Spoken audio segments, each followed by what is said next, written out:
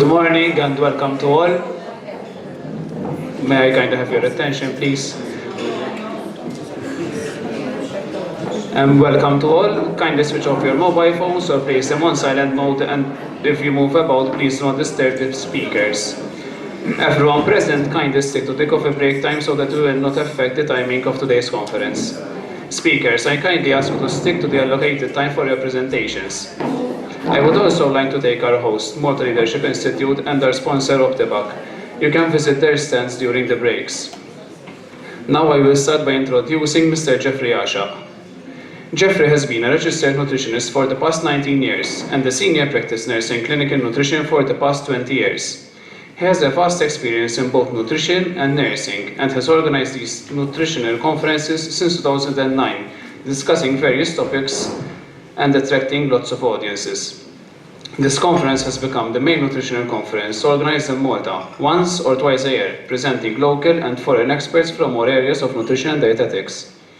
He is also very much involved in education of all kinds of healthcare staff and of various levels of education, giving lectures on various topics within various local education institutes. And he is also the head of school for health and social well-being with the Malta Leadership Institute. We now welcome the organizer of the National Nutritional Conference 2022, Mr. Jeffrey Asha, to give us his introductory speech. Thank you.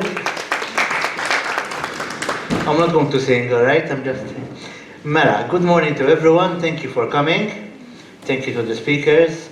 We need your expertise because otherwise we can't organize these conferences.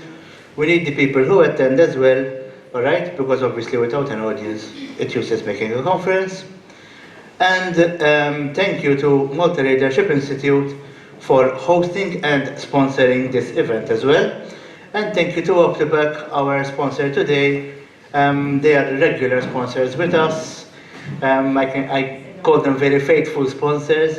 Make sure that you visit their stand and you see what they can offer. They've got very interesting products for different age groups, different needs that we might have, okay? So it's important that you visit the stand as well. So, I said it already, thank you to Optibac, thank you to Malta Leadership Institute. I don't want to take any longer, right? Because I don't want to keep you. And we start with today's program, which is quite varied. After me, I will introduce Mr. Frigieri, who is the director, right, of the Malta Leadership Institute. Thank you. Thank you, Mr. Asha. We now welcome Mr. Jesmond Frigieri, who is the director of the Malta Leadership Institute and is hosting and sponsoring this event for the third time. So, good morning to all. Welcome to this national conference, and it's the third time that we are sponsoring this conference. It is a pleasure for us. I come from the counseling profession, which maybe is not directly related to the health medical sector, but it is directly related to holistic well-being. And as you might have noticed, one of our schools within the Institute offers courses around holistic well-being. We are here as Malta Leadership Institute, or as many people know it, MLI, to enhance people's skills, knowledge, and competencies, and also we are very passionate about supporting people to self-actualize themselves.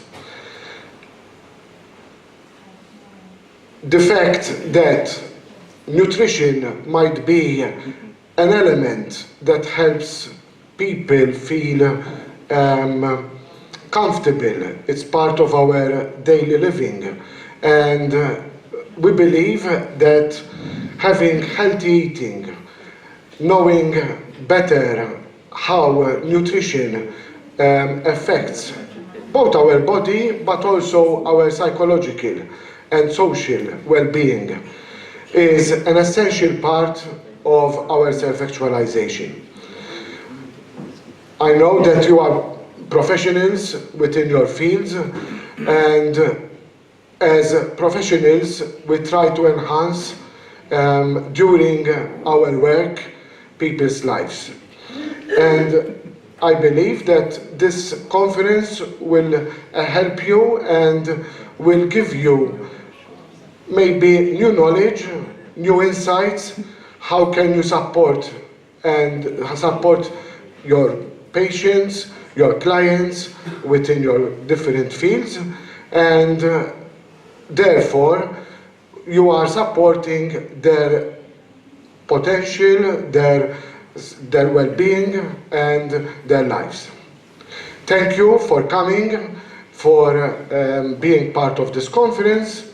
I hope that you will not have fun, but enjoy it and have a nice conference. Thank you.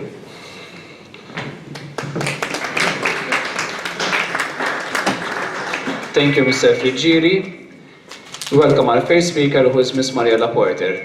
Miss Porter is a nutritionist registered both in Malta and the UK. She obtained her master's degree in human nutrition from UK University, where she studied within the clinical sciences department.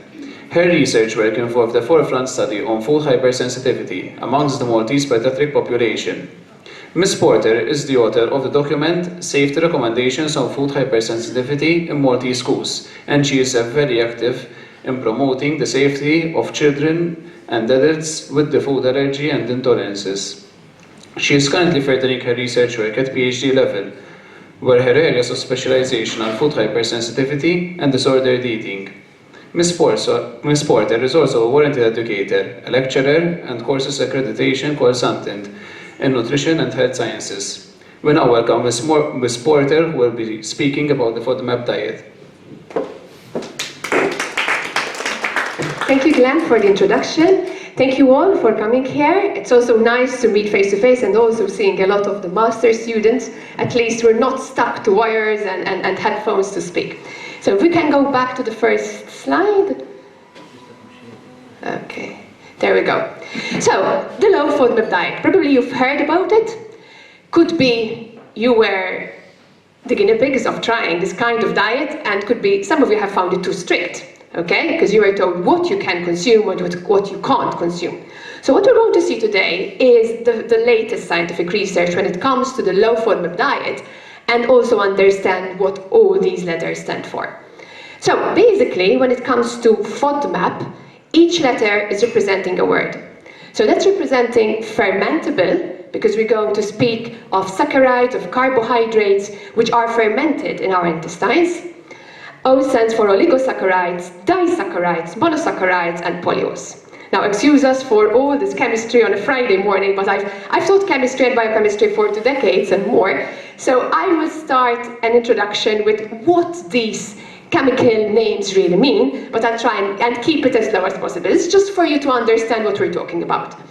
So when we speak about oligosaccharides, they are basically carbohydrates, short chains, okay? Mainly 3 to 10 sugars. And as you realize, we're talking about natural things. They are found in fruit and vegetables, nuts, okay? So also, we're going to move away from the idea of these are unhealthy foods, okay? And that's why they might be causing gastrointestinal disturbances, because it's not the case. So we have sugar molecules. As you can see, we've got all these carbon structures, which probably you remember from your chemistry lessons, or you don't want to remember about that.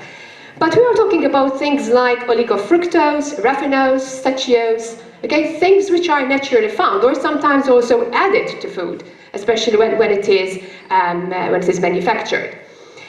Some of them are broken down in the small intestines, but most of them are not. So they move to the large intestine, and that's where they might cause trouble, okay?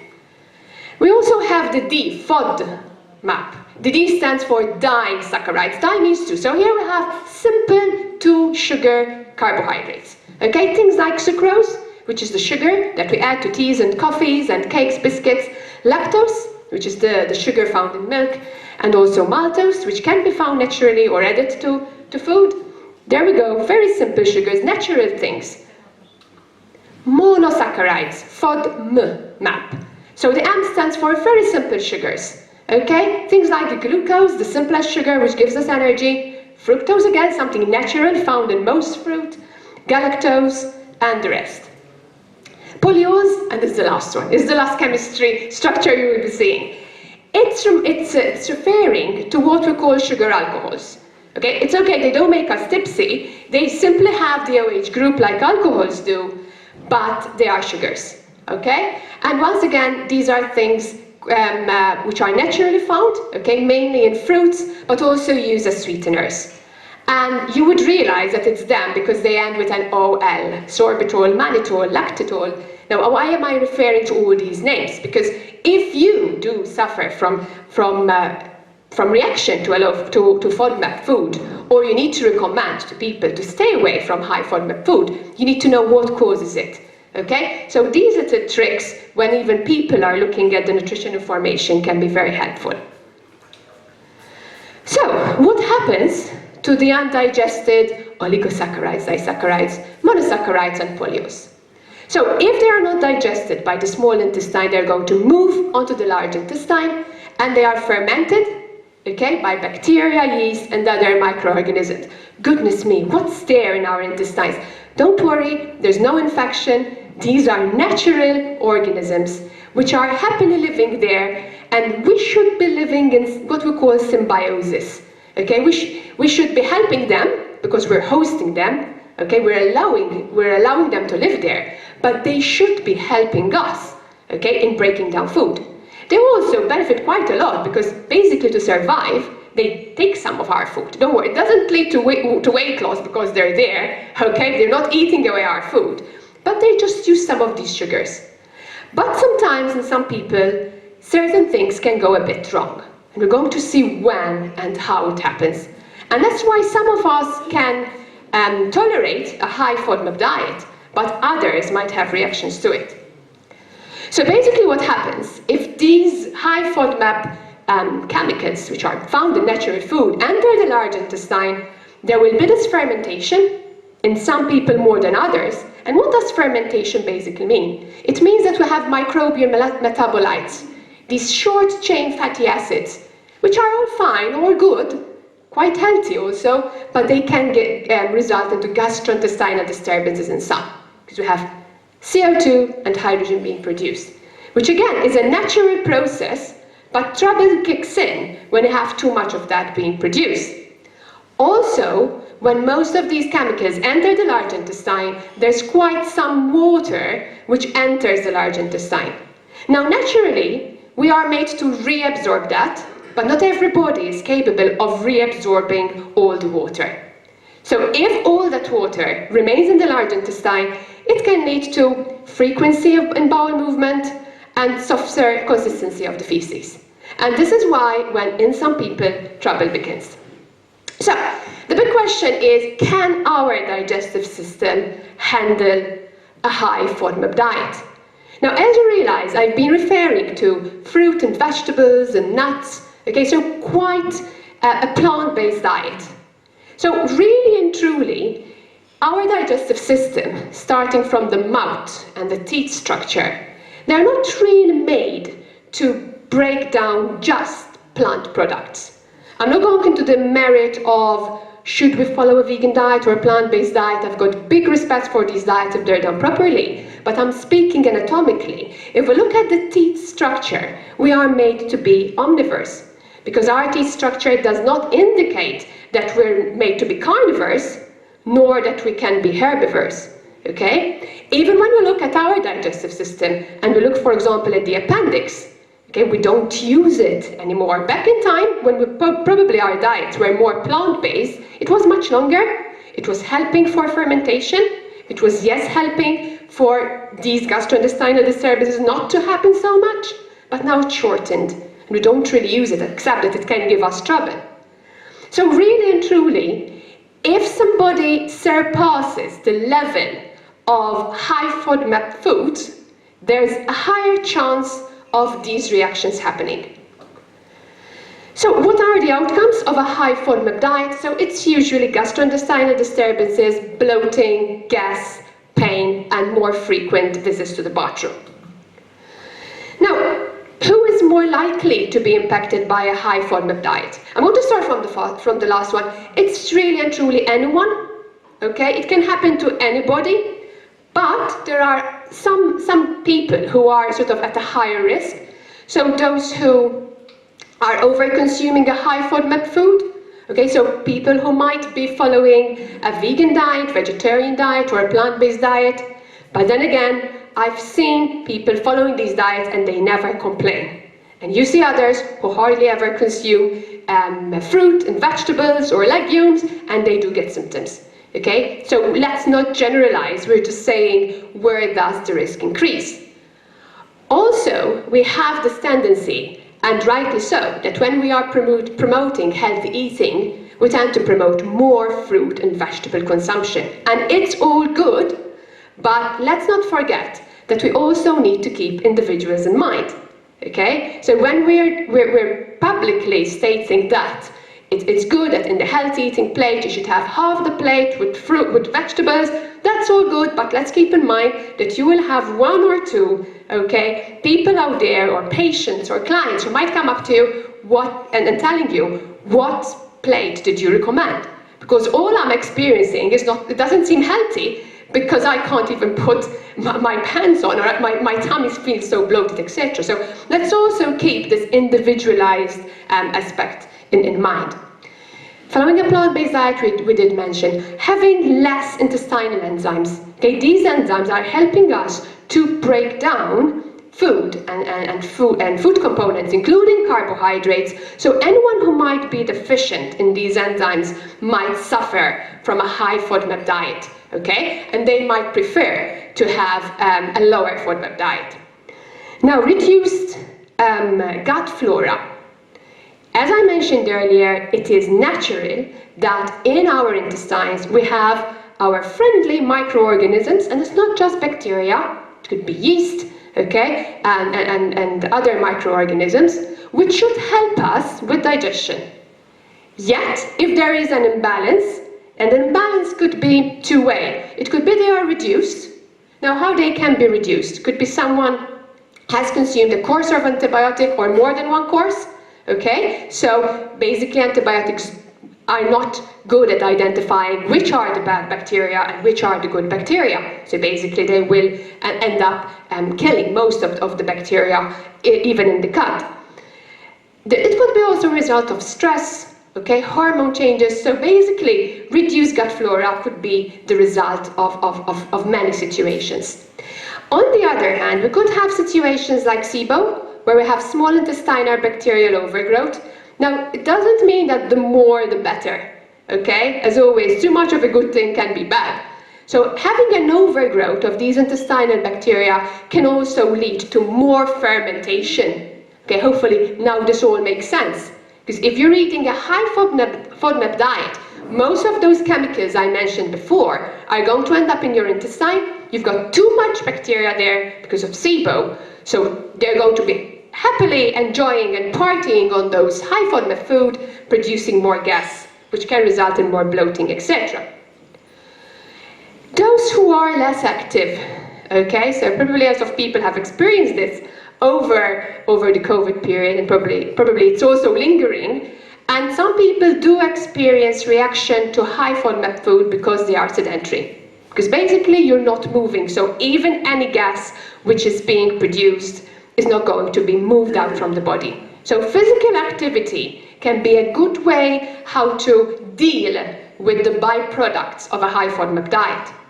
Yet, on the other side, and you might be surprised, why are you telling us that we need to be more active, and then you're saying that athletes are more prone? Now, when we speak of athletes, it's not just us enjoying, I was envying quite a lot of people here enjoying a nice walk, and we're stuck in here, it's such a nice sunny day today. Nicely enjoying a brisk walk along the front. That's not an athlete. Okay? An athlete is somebody who is vigorously training regularly. And during training, okay, for survival and to obtain more stamina and skills, blood doesn't go to the intestines, it needs to go to your muscles, okay, because you're competing, etc. So basically, if there is less blood flow to the intestines, digestion is highly likely not going to happen at its optimum rate. And that's when these digestive issues could happen. But then again, it could be anybody, okay? So, for those who are sensitive to a high FODMAP diet, the question is there something which is safe for me? Is there something I can eat? So there are some food groups which are considered very low FODMAP, or that they have no FODMAP at all. And after that chemistry introduction, hopefully this would make sense, is basically meat products, because there's no carbs there. It's fish, it's eggs, and even rice is considered low FODMAP or almost no FODMAP, okay? But can someone have a balanced diet on simply following a meat-based diet, fish and eggs? Okay? It's not balanced, it's not practical, it's boring, no matter how much you love your meat or fish. Now, up to a couple of years ago, there was this kind of recommendation to people who are suffering from reactions to high FODMAP food. So avoid excess fructose, excess fructans on fruit, things which have polyols, avoid all lactose-containing products, avoid legumes and lentils, and you can enjoy these kinds of fruits, these kinds of vegetables, starch, dairy. So we're already going to start from this you can and this you cannot. And here I always get the image of a child, little child, and you tell them, don't touch that, you can't. There's a sweet, you can't have it. The minute you turn your back, they will take it. And I believe we all have that little child in us, and when we're told that you can't have something, that's when the wrong button is pressed, because we want that food even more, probably even if we didn't, okay? And it's also giving the image of good and bad food. So thankfully, there was further research which showed us that rather than just basing our diet on what you can have and questioning constantly what am I going to eat, we thankfully have a broader range of what we can consume. So nowadays, rather than talking about what can I eat or what can't I eat, it's a matter of you can eat everything, even if you are sensitive to high FODMAP food, but it's a matter of portion size.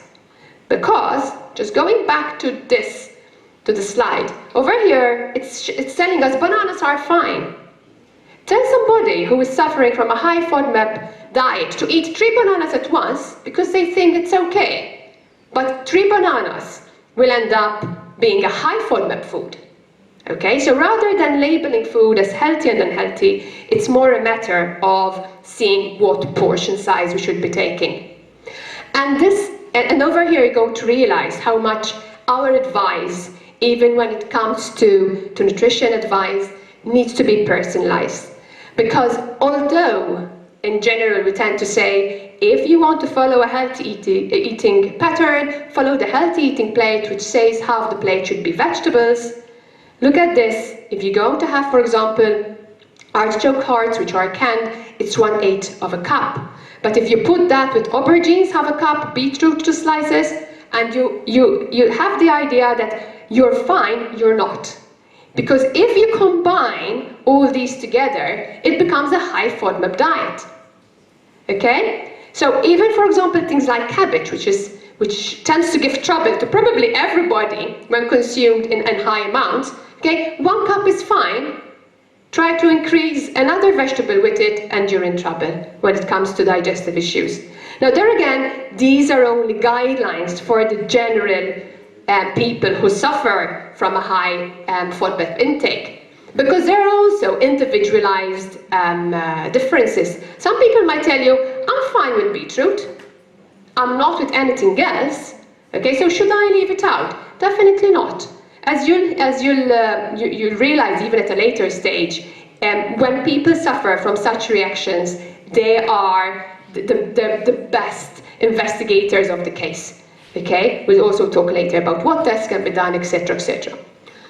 So when it comes to dairy and alternatives, these are low FODMAP food. Usually the culprit is lactose. So anything which does not contain lactose or which is very low in lactose should be fine. And usually people are surprised, but how can it be? I can't have even a small volume of milk, but then I'm fine with hard cheese. Of course, because the amount of lactose present there is very, very low. So usually most cheeses are fine, okay, but one has to be very careful with cream cheeses, okay, cottage and ricotta. Okay. Obviously nowadays we thankfully have alternatives. Okay, we also have the non-dairy products.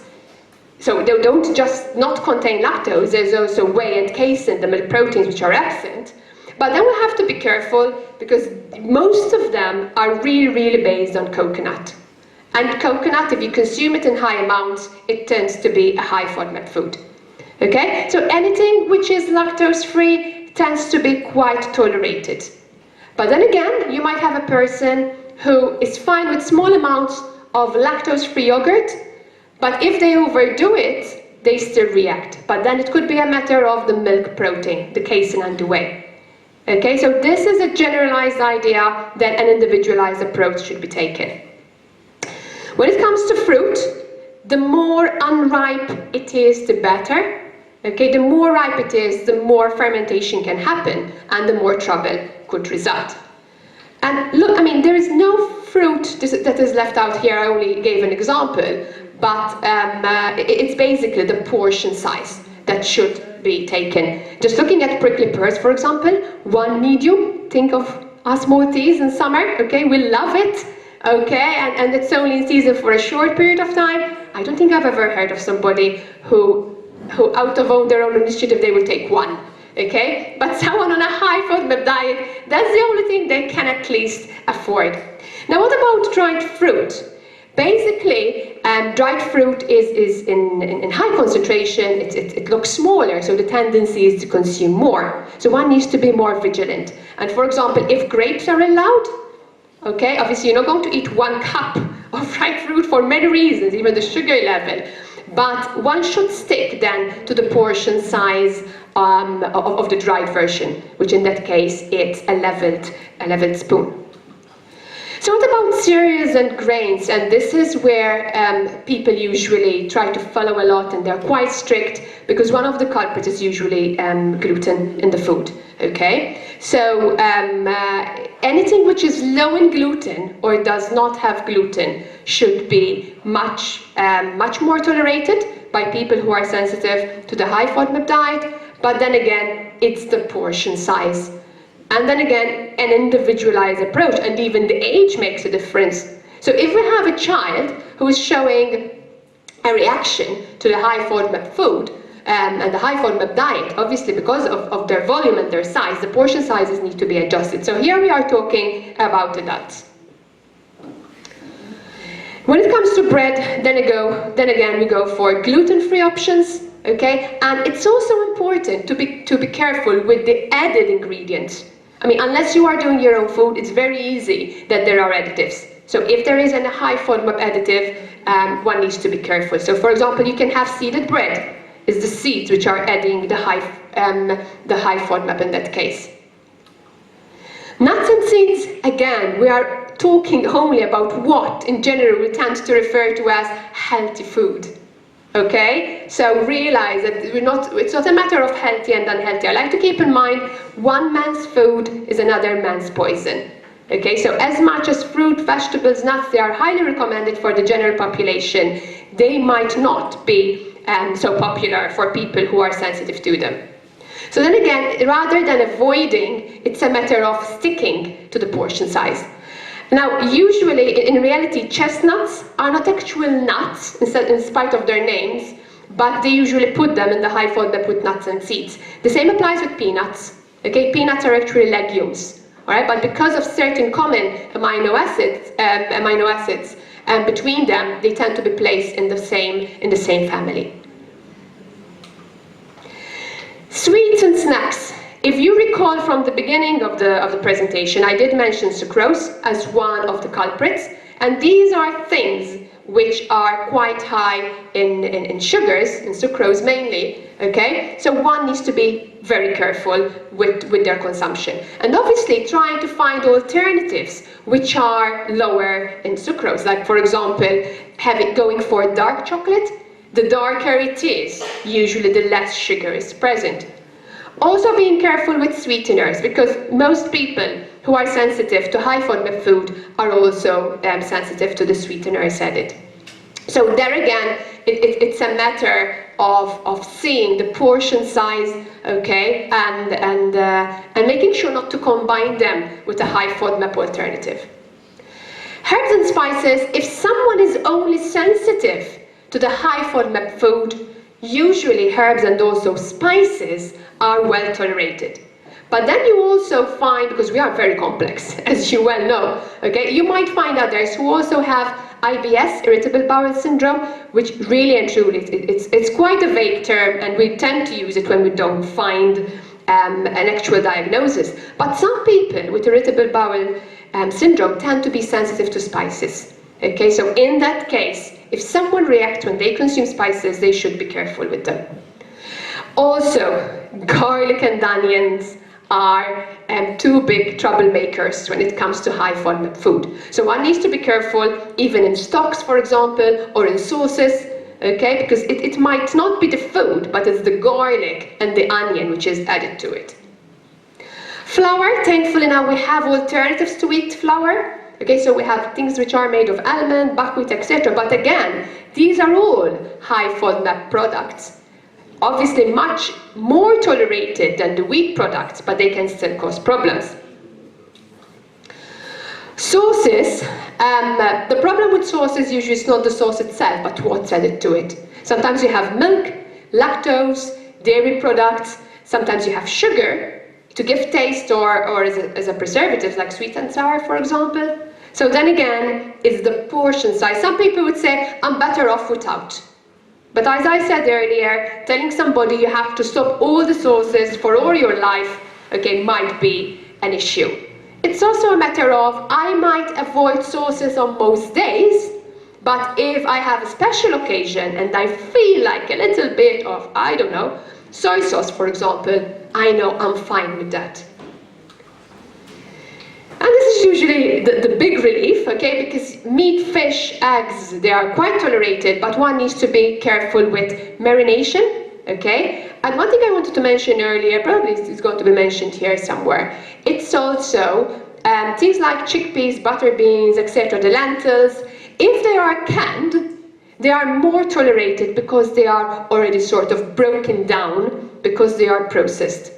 Okay, so usually anything which is also more raw, the chance of it giving trouble, okay, gastrointestinal disturbances, etc., is higher. And also this sort of clears something that a lot of people have a bit distorted in mind, the idea of we should eat everything raw. Besides for the nutritional aspect, that sometimes it's better to eat things which are cooked. Sometimes things like, I don't know, for example, lycopene is more concentrated when it's cooked. Okay, there's also other reasons. Our body can digest things much better if they're cooked. Spreads, fats and oils, obviously if consumed in the right portion, things like butter, one has to be careful with it, but usually we don't consume butter with high amounts, it's just little amounts on spreads, etc. For anything spread with fruit, we need to be careful with because they are high FODMAP. Okay, all fats and oils which contain garlic and onion we have to be careful with, but if it's garlic or onion oil, it's a different story because the high FODMAP component is reduced. Drinks, okay, so telling somebody you can't have any beer, it might be an issue, but having just one beer, they would be fine, okay, but for some people just one beer, it's also a bit tight. So these are also the other drinks that one can consume, okay? So even things like coffee, okay? Consuming, besides that we should not consume high amounts, I mean not exceeding, the recommendation is about 3 to 4 cups per day maximum, okay? But someone who is sensitive to the high FODMAP needs to be a little bit more careful. Like even wine, sticking to at least 1 glass of wine, but at least you can consume that 1 glass. Now, who should follow this low FODMAP? Because when anything is new, everyone tries to experiment with it. And people have also tried to experiment with, could it be that I might lose weight if I follow the low FODMAP? Probably yes, because you're not eating a lot of things. But I don't think it's something really enjoyable. So usually it all starts off from people asking or basically commenting on gastrointestinal disturbances, okay, reaction to gluten-containing food or even to fruit and vegetables. Now we have to be very careful, especially when patients, clients, ourselves might be having symptoms to gluten. The worst thing that we can do is stopping gluten-containing foods, because we don't know if it's just a reaction to high FODMAP food or there could be an underlying celiac issue. So usually the first thing is checking if there is celiac disease. Okay, if all the tests are done, and I remind you that for celiac screening to be correct, the person needs to be consuming gluten, otherwise we're going to have a false negative. Okay, so if that's all clear, all negative, then we can start following a low FODMAP diet by basically minimizing the high FODMAP food and observing a little bit if we do improve or not. Now, are there any reliable tests? Okay, we hear a lot of tests in everything. I mean, not just in education nowadays. Now, really and truly, we do hear about food intolerance tests, but the big question is it science or is it fad? Now, these food intolerance tests are usually IgG tests, and basically they are measuring an antibody which we all produce whenever we consume any food.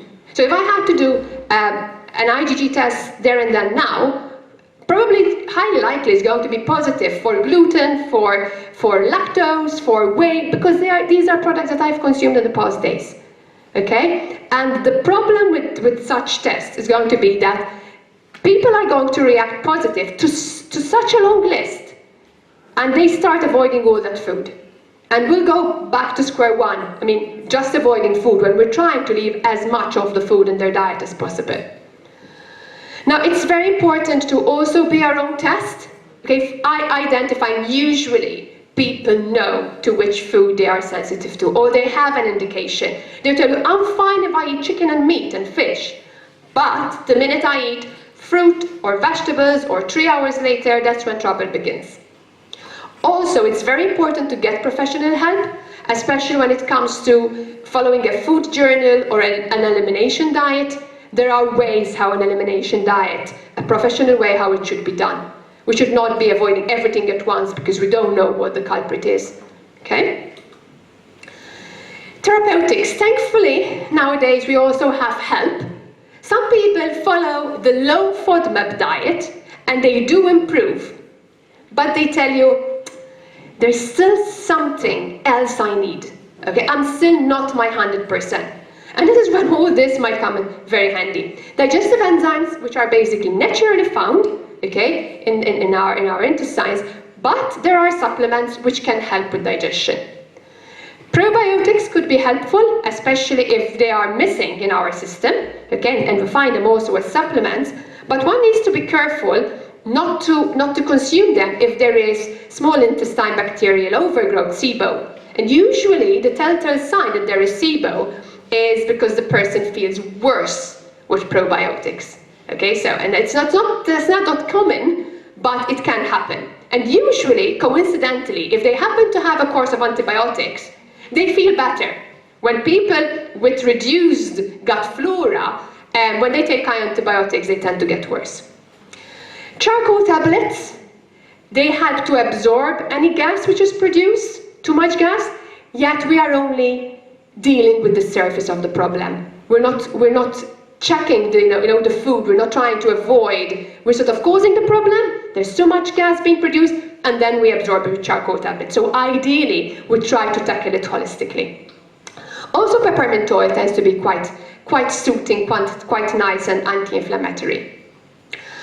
Other therapies, so things like physical activity, it's free, it's healthy, okay, we need it. So the right intensity, obviously, and frequency. Psychological therapy might help. Things like CBT, mindfulness, because there is what we call the brain-gut connection. So part of the symptoms are a result sometimes of stress. And people would tell you, I'm at my worst when I'm stressed. Now, I wish I had a solution to that. Unfortunately, I don't. And we do all have our stresses, but it's good to find ways how to reduce it. Sometimes medications are given, so things like laxatives in case there is constipation, although this is quite rare. Antidiarrheal medication, especially if there's a particular event, okay, that you have to face, and there is this fear of reaction because of the FODMAP diet. Sometimes antibiotics are given, obviously with the right guidance of the right healthcare professionals because of small intestine bacterial overgrowth, antispasmodics and antidepressants. But then again, this is the last resort.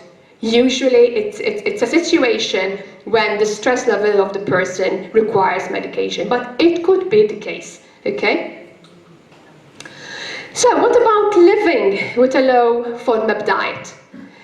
Yes, it's true, eating out on a low FODMAP diet can be challenging, but it's not impossible. I always say we've come along quite well, especially even locally. When you talk to restaurants, perhaps we're not at our 100% yet, but we're getting there. Okay, if you ask, if you call before and you tell them about the situation, they can easily try to accommodate. Obviously, be careful when things are processed and there are also additives added. It's also important to try and be a bit positive, and the person would focus on what they can eat rather than what they can't eat. And this is what I try to portray today, trying to keep all the food products, but consuming them in smaller amounts. It's also important to watch portion sizes. It could be simply a post-COVID situation where probably we've all eaten a little bit more, we all remained a bit more sedentary. So once we're back to our right portions, things are back in place. And it's also very important to read the food labels, and that's when all the chemistry of this morning will start to make sense. So that's all from my end. I hope that you found that interesting, and if you do have any questions, I'm ready to answer. Thank you.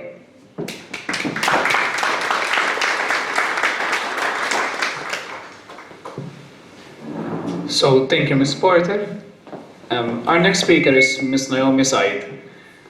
Ms. Said is a very passionate person about health, healthy eating, and inspires people to eat and live well. She was in the financial field back at the time when this passion arose from the loss of her mom, who battled with bone cancer.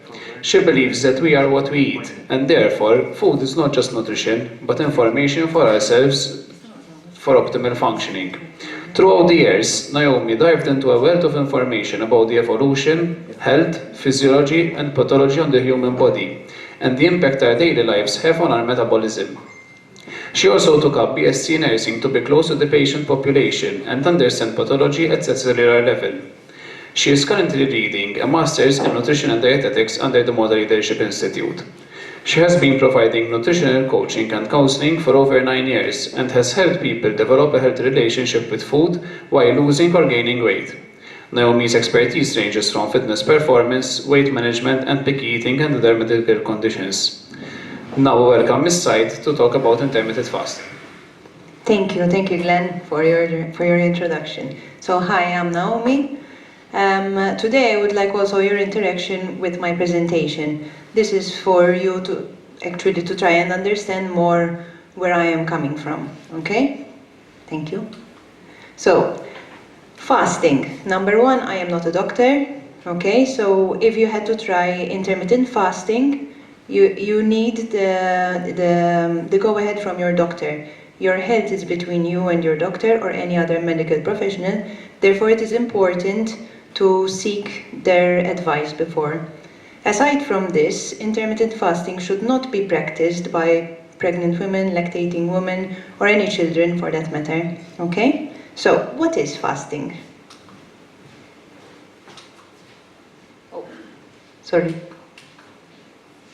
What is fasting? Does anyone know?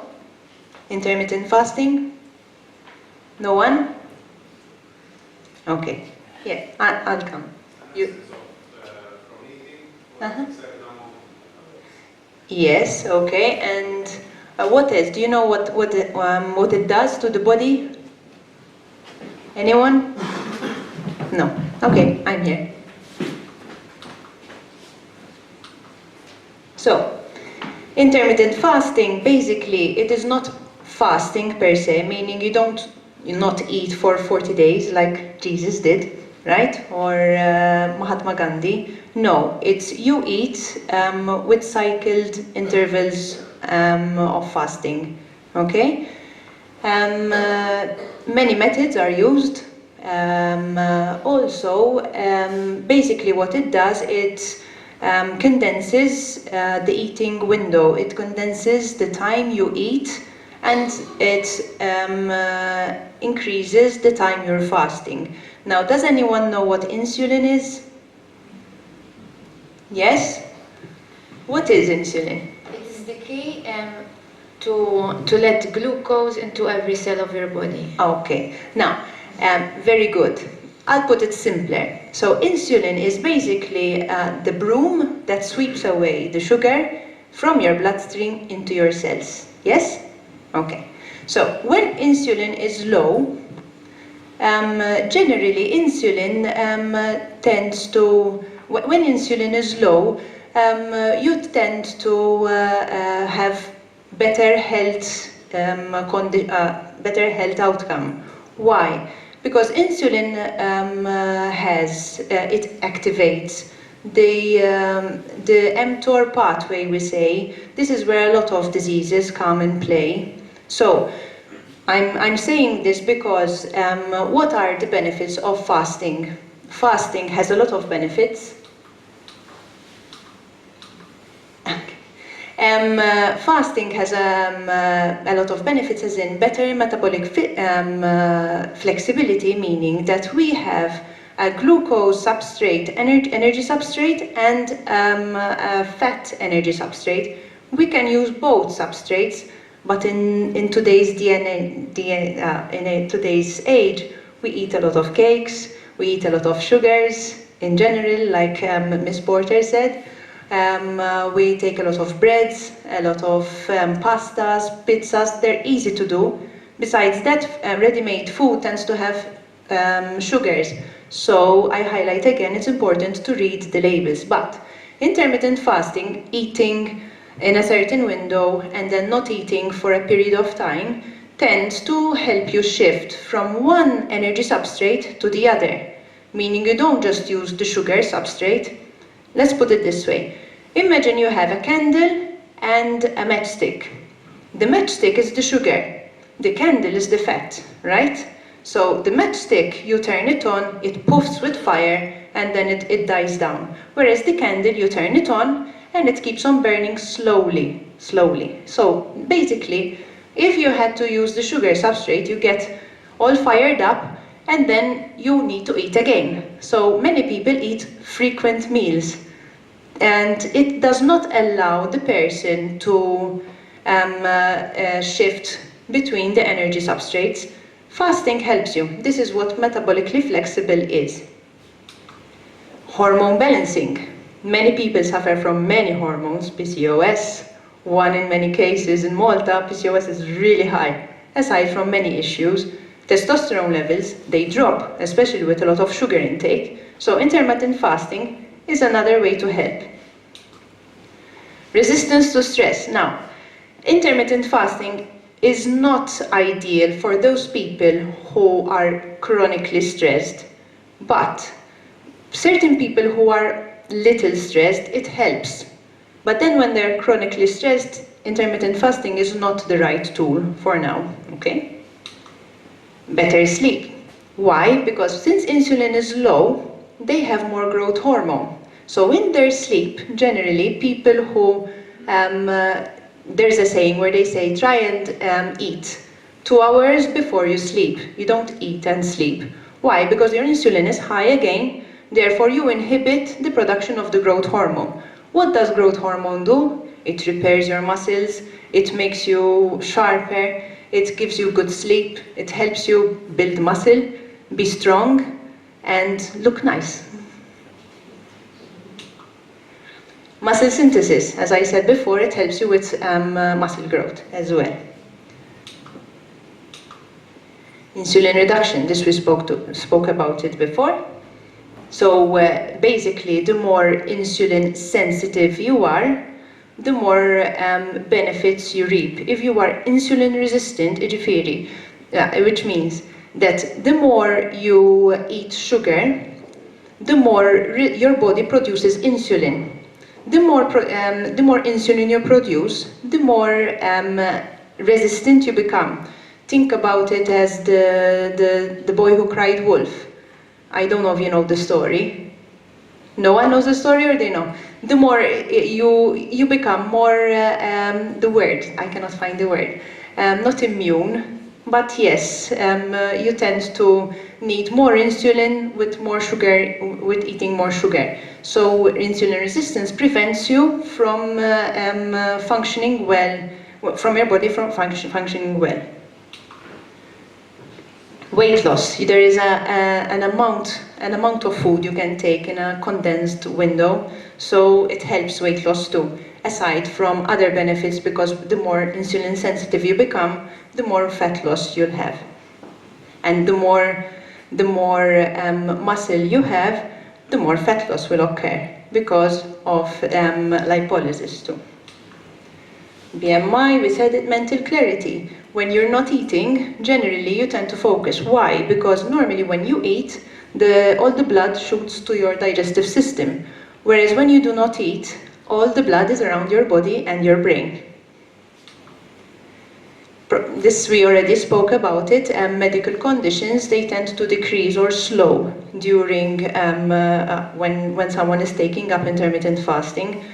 Also, there's new research showing that also people who are undergoing chemotherapy, it tends to enhance the chemotherapy, the therapeutic level of the chemotherapy. And you don't age. That's nice. You don't age because when we eat sugary food, we tend to have glycation. What is glycation? There are AGEs, advanced glycation end products, so it's age in short, yeah? And the more this happens because the processing of food in our body, when the sugar combines with protein, and they change to glycation products. These glycations, they tend to eat away our collagen, so it makes us look older.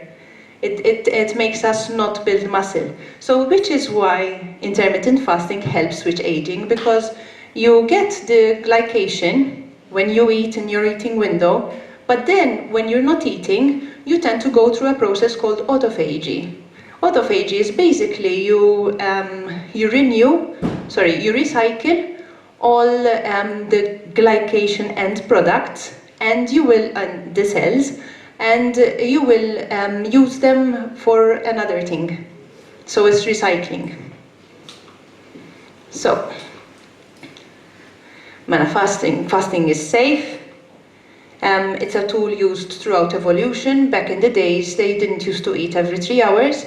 They used to eat whenever they had food available. So sometimes they used to spend about 2 days not eating, or maybe a day, or maybe 3 days, depending on the food, the food availability. You can detoxify. Again, we were speaking about glycation end products and autophagy. So basically, it helps detoxify the body from any chemicals that we take from our food. Also, nowadays the food chain isn't exactly clean, so you tend to detoxify from those unknown chemicals. Very sustainable, especially if you don't have time to cook. You have ketone production. Basically, ketones is when you don't eat. You tend to, when insulin is low, you tend to produce ketone bodies, and these ketone bodies are very anti-inflammatory. But again, I have a colleague of mine here, Jürgen, who will be talking and elaborating more on it. Autophagy, we have discussed this. improves fitness and cardiac health. Some people tend to do also sports on fasting during their fasted mode. And they tend to, when they eat before competition, they tend to get better results and decrease inflammation. That's what we want at the end of the day. No time to eat. So, who should avoid it? Do you know who now after this introduction? No? People with eating disorders or a history, they should not take up fasting. Struggling with weight gain, as in they're really underweight and then they cannot eat during condensed times. They cannot condense their food in a short amount of period of times. People who have sleep issues. Individuals that can ingest medication, there are certain medications for blood pressure, hypertension, they should be ingested with food. Then intermittent fasting is not the one. What also is good for intermittent fasting are those people who normally take thyroid hormone, because you have to take it on an empty stomach, so that's great. Individuals who have high caloric needs, or children, or people who are recovering from certain health issues or physical trauma, they need to eat. You cannot limit their calories. Insulin-dependent diabetics. Now, diabetics, they do wonders on intermittent fasting. Why? Because diabetics are insulin resistant, but people who are dependent on insulin, such as type 1 diabetics, they cannot practice fasting, or if they do, they have to work with a medical professional. It's very important. Endurance athletes. Endurance athletes, as in long distance runners, triathletes, those people are not fit, not fit. They should not practice intermittent fasting. Pregnant and lactating women, for obvious reasons, and especially those people also, sorry Glenn, I'm giving you my back, those people who fast for longer than 5 days. Obviously they have to work with a medical professional then, because fasting for longer than 5 days, it goes into other, not health issues, but it's slightly more difficult. We are in a world where we're very busy, we're very stressed, so fasting can induce some certain stresses, so it is important that we seek medical professional advice. So how does it work? Does anyone know? No one? Intermittent fasting, how does it work? Well, we can ingest anything, we can combine it with any diet, although mostly it is combined with a ketogenic diet. Why? Because you ingest more fats, so it keeps you satiated for longer. But the good thing about it, in fact, I'm so bad with pointers. In fact, here I mentioned it, yes? What's good about it is there is a limit how much you can ingest in one sitting. Many people also they eat anything in one sitting. However, this does not mean that you can eat burgers, chips, or any processed food of the matter. It is very important that when practicing intermittent fasting or living a healthier life, it is important that you do not ingest any processed food. And it is important again to read the labels, because food is information for our body at a cellular level. Therefore, let's try to give it the right information rather than giving it the wrong information and expect for us to operate well. And we fast here, I already highlighted that. It keeps our insulin levels very low. Therefore, we do the recycling of our cells. We clean our cells, we recycle our cells, autophagy, I already mentioned this. And it helps with the aging process and reversing disease. Now, when you practice intermittent fasting, there are various methods. There is the 16 and 8, which is 16 hours fasting, 8 hours eating. And those 8 hours you can eat 3 meals. There are the 20-hour and the 4-hour, so 20 hours fasting and 4 hours eating. There's what we call OMAD, which is 1 meal a day. There is the 18, so many methods. Fasting can also be called intermittent fasting when you eat breakfast, you eat nothing throughout the day, lunch, and then you eat lunch and then you go for dinner. So that's still another type of fasting, okay? So you don't have to, if you had to look into or dive into fasting, you don't have to start by eating 1 meal a day at once. Remember that your body needs time to adjust, okay? Yeah. So there's the 16-8, the one I mentioned. There is also the 5-in-2 diet. Therefore, you make 5 days eating normal, and then 2 days where you restrict your calories to 500 calories or 600 calories per day for 2 days only.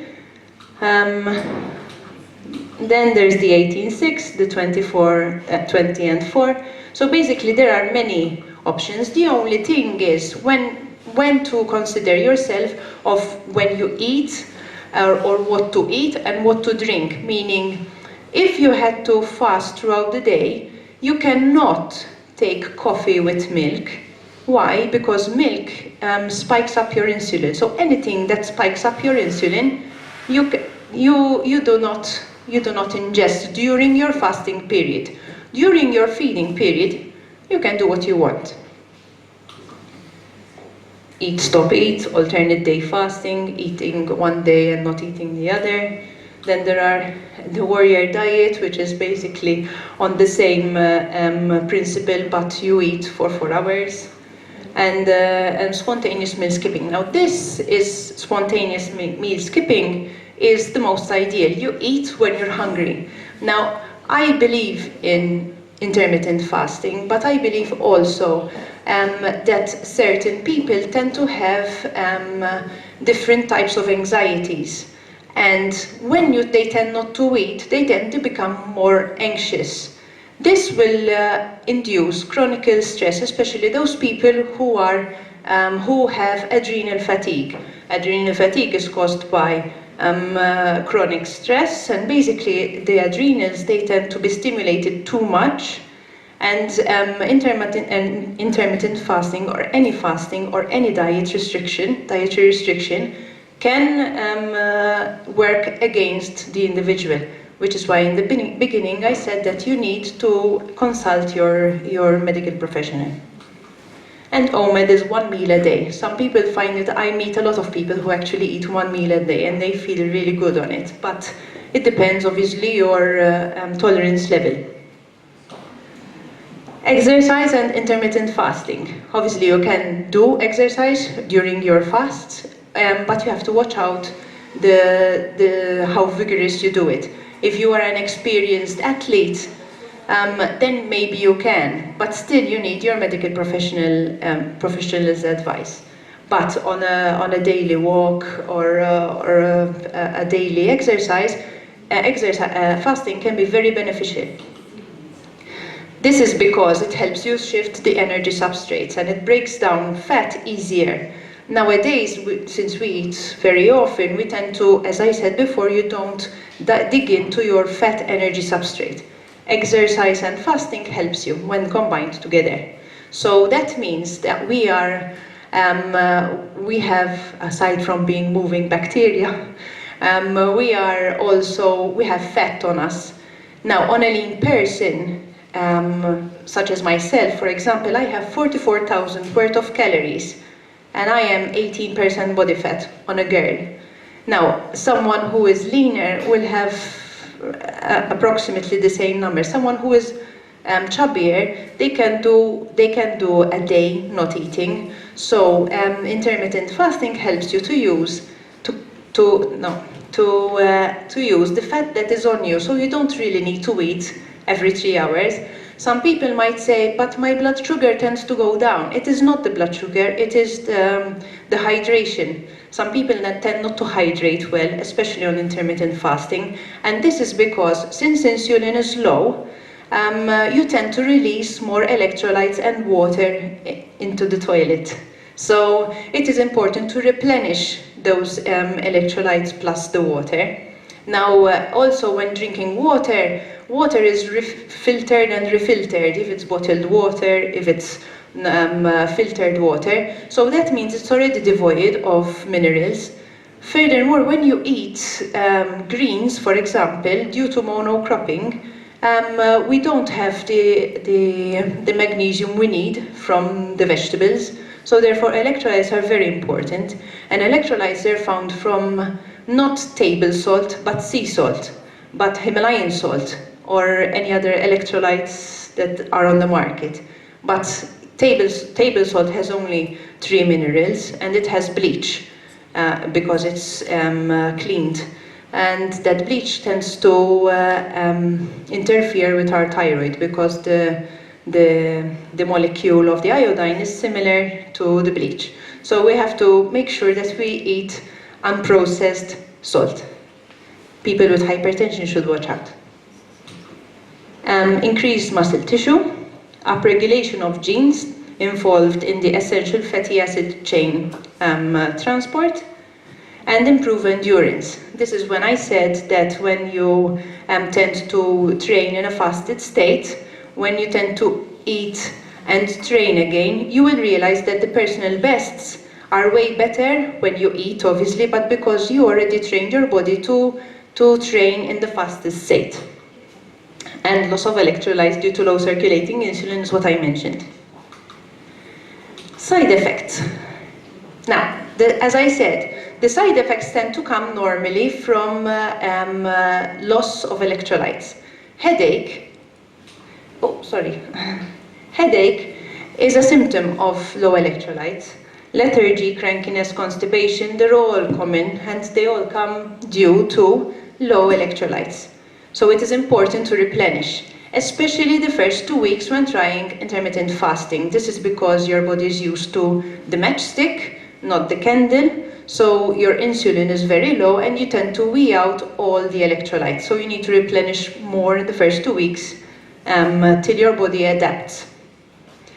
May cause you to overeat on people who have a big appetite and they eat quick, especially. They don't eat mindful. So they tend to gobble up as much as they can because they've been not eating for a whole day. They say, oh, I haven't been eating anything, so I might as well eat everything.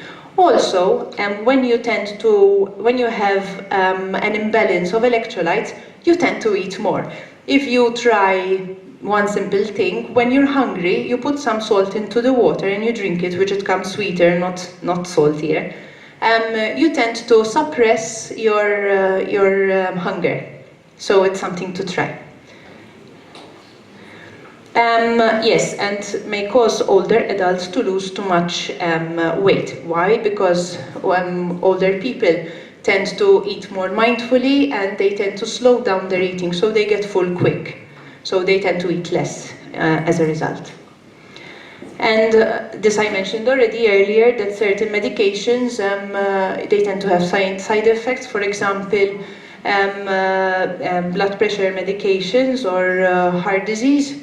Intermittent fasting is not ideal.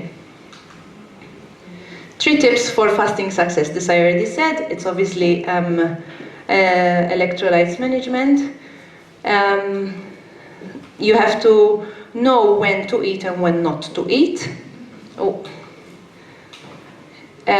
Eat foods, this I already mentioned, that are really high in the density, in the nutrient density, not in the caloric density, because food is information for our body to work optimally. And also it is seen that when you break down your fast with a low carbohydrate diet, you tend to be less hungry throughout the day. This is because when you ingest a meal which is high in carbohydrates, you tend to retain the water at once. But then when you go for your next fasting period, you tend to lose a lot of water, so you get the electrolyte imbalance. Then you tend to, the next time you start eating, you eat more than you should.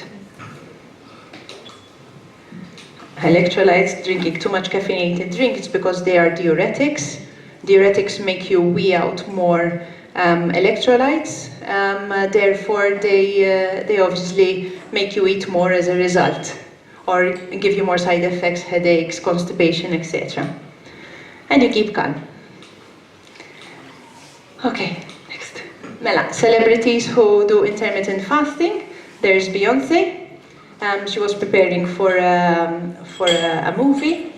Jennifer Aniston. She does it for one day or twice a day. She does a cheating day. Some other celebrities, which maybe Hugh Jackman, I know, who practices intermittent fasting. And that's it. Thank you.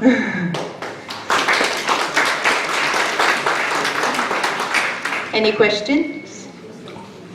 Any questions? No questions. Thank you. Thank you, Ms. Said. Our next speaker is Mr. Ben Hook. Ben's studies saw him graduate from the Oxford Brookes University with an honours degree in nutrition, enabling him to be accredited as an associate nutritionist as part of the UK's recognised body, the Association for Nutrition. His studies include behavioural psychology around eating, sports nutrition, as well as nutrition in clinical practice. Whilst working with Optibac over the past 4 years, he has developed the ability to specialise in microbiome and the benefits of probiotics. Alongside doctors, dietitians, and other nutritionists, as part of Optibac's technical department, Ben has delivered training and education in conferences to hundreds of doctors. He also conducted sessions online to professionals in Kenya, Singapore, Greece, Cyprus, Bulgaria, Albania, and Iceland. We now welcome Mr. Hook, who will be talking more in depth about probiotics.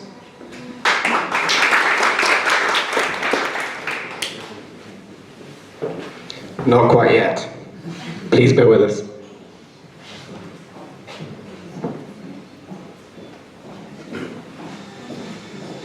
Thank you. Good morning. I'm just going to be talking, rather than looking at diets today, you'll have to apologise. I gave a speech last night and I've got an incredibly croaky voice, so I'm going to try and get through this half an hour. If anyone can't hear me because my voice goes, just wave at me and I'll try and shout a little bit louder. So today, as I was introduced, I'm a registered nutritionist. I'm here with Optibac Probiotics. So if you have any questions, the coffee break is after this. So please do come and visit us at the back, and I'll be happy to answer any questions. But what we're going to be looking at specifically is the microbiome and how to choose a quality probiotic. So today is about understanding probiotics, understanding the microbiome. It's a crowded area of research. There is a lot of products out there. So having an understanding and an education helps you have the most informed choice of choosing the best probiotic. And as part of that, we're going to be talking about topics such as strain specificity, so how you can classify probiotic bacteria, how those bacteria survive and how they're suitable, safe, stable within the human body, and also looking at some of the clinical research which has gone into this area. So like I said, it's a new and upcoming area of science. It's expanding all the time. So there are some things which we don't know yet, but it's interesting to see the vast array of health conditions which are being investigated alongside probiotics. So if we just start with what a probiotic is, so the World Health Organization give this top definition that a probiotic is a living organism when given in adequate amounts confers a health benefit to the host. And we can break that statement up into 3 parts, okay? So the first part is that it must be a living organism. So bacteria, to be able to function and to be able to give that benefit, need to be alive in whatever environment they're in. So we have bacteria all over our body. Any surface, there's bacteria. Any internal environment will have bacteria, whether that be the gut, whether that be your ear, your belly button, or even on your skin. But those bacteria must be alive to be effective and to give some kind of benefit. It must have the correct amount. So as I talk through the slides today, we're going to be talking about bacteria in the billions. And that seems an incredibly large number, but in context, it's not. Okay, there are trillions of bacteria within the body, so you must give a proportionate amount of a bacteria to have an effect. And you also must give a health benefit, okay? The first talk spoke about that symbiotic relationship between bacteria and the human body. And it's no point taking a bacteria that's not going to give you a health benefit. That's not a probiotic. There are plenty of bacteria out there that will cause illness and will cause disease, so they are not classified as probiotics. Not all bacteria are the same. And we also will speak about prebiotics. So in the FODMAP diet, we're talking about lots of different types of fiber. And a prebiotic is defined as a substrate which these microorganisms can use as a food source. So it must be selective to benefit the microorganisms. So the bacteria themselves need to be able to use it as a food source if the human body can't.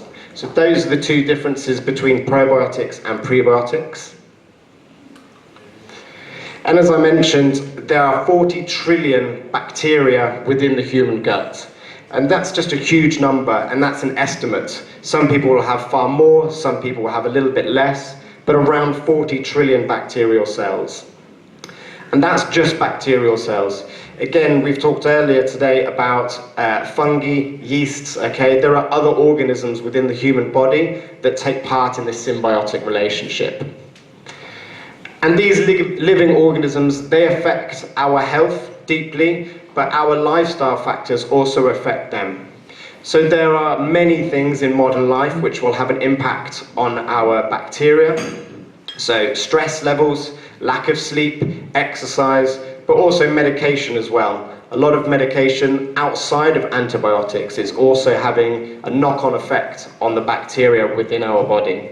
So we need to maintain the right healthy choices to support this microbiome and this bacterial population. And we are completely reliant on these bacteria. So the bacteria that live within us, they're not a nice thing to have, they're essential, okay? They do jobs for us, it's a symbiotic relationship. So the human body gives them somewhere to live, it gives them a food source, okay? It's the right environment for these bacteria, and in return, they help us with all kinds of processes. So that can include helping to produce B vitamins, which the human body can't produce itself, and also, as we spoke about with the FODMAP diet, these bacteria are responsible for digesting some of the fiber which the human body can't digest itself. And this symbiotic relationship can have such a profound impact on many areas of health. So we can see around here, we have a range of health conditions. And people think about the microbiome and the bacteria that live within our gut as just being related to gut health. And that is a large part of how this relationship works, but it's not exclusive. Okay, this symbiotic relationship extends to mental health, it extends to age-specific conditions. So we're seeing research now that the bacterial makeup of children that suffer from colic is different to those who don't have colic. And it's investigating that symbiotic relationship, okay? It's a little bit of chicken and the egg. Did the bacterial makeup change and therefore cause colic? Or is colic causing a change in feeding habits, therefore changing the bacterial makeup? But it's clear that there is a relationship between the bacteria within our body and colic, for example. But we can look further than just the gut as well. So there are emerging research into Parkinson's and Alzheimer's disease, as well as general mental health issues, and wider areas of health such as female intimate health, asthma, immunity are all very common health conditions which are being linked to the microbiome and the bacterial makeup of a person. So we can influence a wide range of health by having specific bacteria and supporting our health from a bacterial level. So we said that there is a wide range of health conditions that can be affected by bacteria, both positively and negatively. But as many of you are healthcare professionals, different health issues require different treatment. So you wouldn't give a patient who is suffering from flu the same treatment that you would give a patient who is suffering from diarrhea. The medication or the protocols you would go through are different.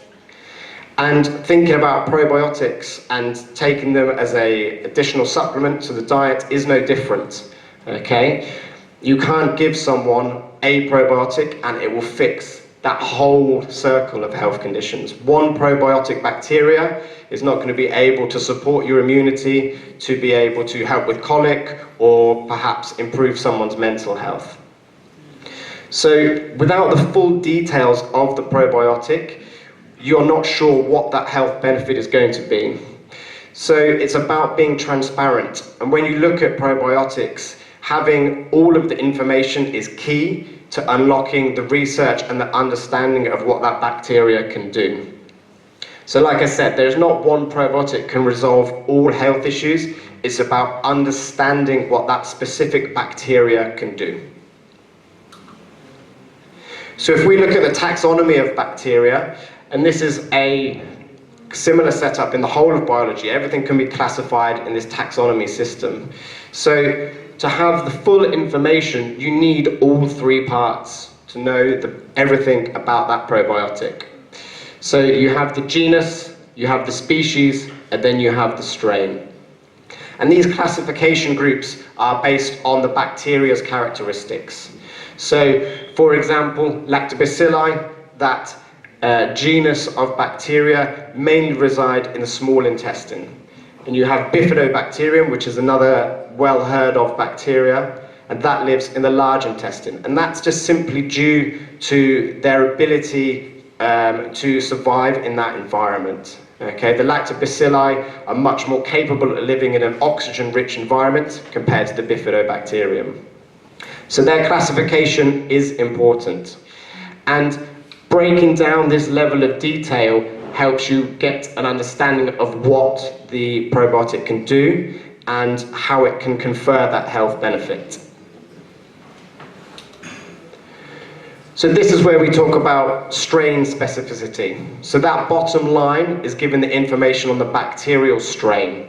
Okay? And with a species of bacteria, individuals strains can be completely different. So even if I just go back a slide here, we can see that within a genus, Lactobacillus, we have different species. But if you go down here to Roselle 11 and GR1, these follow the same pathway. They're both Lactobacillus, they're both Rhamnosus, but these are completely different strains. And it's a great example to pick up on.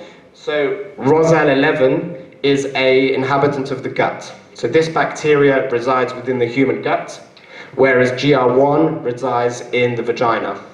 So these bacteria are completely different in where they live, their environments, their requirements are completely different, yet they fall in the same genus and the same species. So having the specificity of the strain, having that information is key to understanding what's the best probiotic to take. And because of that difference, if I use that example, if someone was having intimate health issues, then giving them a bacteria which resides in the gut is perhaps not going to support them in the way that they need, okay? Having an intimate health issue and getting the right bacteria is key. So GR1, for example, that bacteria has been demonstrated when taken orally as a capsule will reach the vagina and will be able to survive in that environment. Bacteria are amazingly clever. They will go to the environment which is optimum for them, but it is specific to the strain. And as well as having strain specificity, it's important to understand that it's a journey that that bacteria will have to take. Right at the beginning, I said that the bacteria were living organisms, which they are. They have to be able to survive, and they need the right environment. And bacteria are amazing in terms of their survivability and their adaptability. If you look at bacteria within nature as a whole, you can see there are bacteria on volcanoes, there are bacteria at the bottom of the ocean. They will survive everywhere, but that transference of survivability is not universal, okay? You can't take that bacteria from a volcano and put it at the bottom of the ocean and expect it to survive. And probiotic bacteria are no different, okay? So they must be able to survive the transit from generally oral consumption to wherever they need to go within the body. So understanding the detail on the strain and knowing that that strain survives is key. So the key to doing that is clinical research. So if that bacteria has been researched in humans, has been able to go through tests on the stomach acidity levels, has been able to survive temperature changes, going from being in a capsule, perhaps in a jar, to internally with a human, there will be a temperature change. And also the oxygen levels. So these are all variants which that bacteria strain must be able to survive. So having the correct strains and the correct bacteria is key, and having the clinical research to back that up is also important. So I spoke about it's an emerging area of research, and we refer to research as having a gold standard. So a gold standard is a double or triple blind controlled placebo trial. And there are now numerous trials of this standard in probiotics, and they're investigating a range of health conditions. So if we look at this pyramid here, we can see kind of the levels of which we would accept clinical evidence. So first of all, in vitro studies, they're useful for testing that acidity level, for testing that survivability aspect, but it doesn't necessarily translate to getting a positive benefit when taken in a human study. Likewise, animal studies, so studies on rats or other animals, will show potential health benefits, but a microbiome of a rat can be completely different to a microbiome of a human for many obvious reasons. And even within humans, there is that huge amount of variance. The microbiome will change throughout a person's life. A baby will have a microbiome which has the bacteria which are much more able to metabolize lactose. Okay? But those bacteria start to decline and other ones come in at different life stages. So it's all about having a wide range of human clinical studies. So we start to look at controlled clinical data. And now we see there are emerging researches into how the bacteria and the microbiome has adapted even since COVID. So for patients who have suffered from COVID, have been on medication because of that, that area of research is now going to be expanded to look at how probiotics and bacteria can be implemented. And we're even at the level of probiotics where we get systematic reviews, we get meta-analysis, and there are bacteria out there which have been researched so extensively over the past 30 or 40 years that we have this bank of evidence. Saccharomyces boulardii, for example, although it's not a bacteria, it's technically a yeast, is a well-known probiotic, and the level of research behind that is exceptionally high. So much so that they are able to do systematic reviews and to draw conclusions on how it is useful.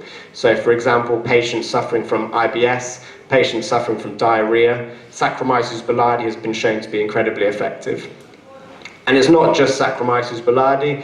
For example, the Lactobacillus rhamnosus GG, commonly known as LGG, is a well-known probiotic strain, and that has this level of systematic reviews and evidence. So it's about building the education and the understanding. And demonstrating that science. So it's a new area. I mean, I've talked about 30 or 40 years of research. That's not a lot of time for some areas of science in terms of medication and health conditions. But we're starting to see studies now which are increasing in subject number. So, for example, we have KCI 431. That specific bacterial strain has been able to show reduction in people suffering from flu, both the length of time they're ill and reducing the amount of times they pick up that infection. And we're talking studies within the thousands. These are not small pilot studies anymore. They are building that bank of evidence. And as I mentioned in the previous slide, meta-analysis. So well over 1,000 participants for Saccharomyces boulardii have shown that it is safe and effective for diarrhea. So we're building that bank of evidence to show that probiotics are an effective form of treatment, but they are also capable of being taken on a daily, ongoing basis. They're not something which has to be taken when there's a problem. So I've spoken all along about this bacterial microbiome, this collection of bacteria that within our gut, and we should support that and we should replenish that on a regular daily basis to ensure that we get the best possible health outcome. So I'm a slightly shorter speaker than some of the other presentations this morning, so just to summarize up, the microbiome is incredibly important, okay? It does functions for the human body which we cannot do. It helps with vitamin production, it helps to digest and use some of the non-fermentable fibers that we take in throughout our diet, okay? We cannot live without probiotic bacteria within our gut, and they need us as well. It's a symbiotic relationship. But it's about choosing a quality probiotic. Having accessibility to that full amount of information, that clinical research is key. One probiotic does not fix all the problems. So you need a specific bacteria to help boost immunity. You can have a specific bacteria to help support IBS, okay? And it's about understanding what is right for that person. And you know that from the strain specificity. So breaking down the name, looking for that third part is key. And once you have that, you can then access all the clinical research. And that clinical research should show a health benefit. And there is the research out there that does. So as well as being able to survive transit into the human gut or wherever else that bacteria needs to go, it needs to be safe.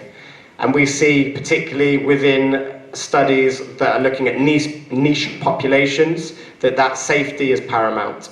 So for children's probiotics, so a particular strain called M16V has been given to children, and in such a specialist population as preterm birth. So probiotics are perfectly suitable and safe if it's the right one for babies from day one. And that can go forward, and there are specific bacteria which will give benefits to pregnant and lactating mothers as well. So it's about giving the right bacteria in the right amount for the right health condition. Thank you very much. I will be at the back during the coffee break. If anybody has any questions, please do come and ask. Thank you.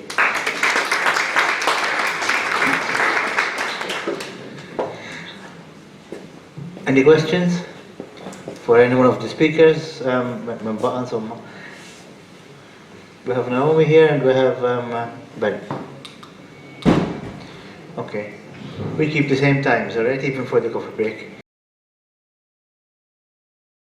Can I kind of have your attention, please? We will now continue with the second part of the conference.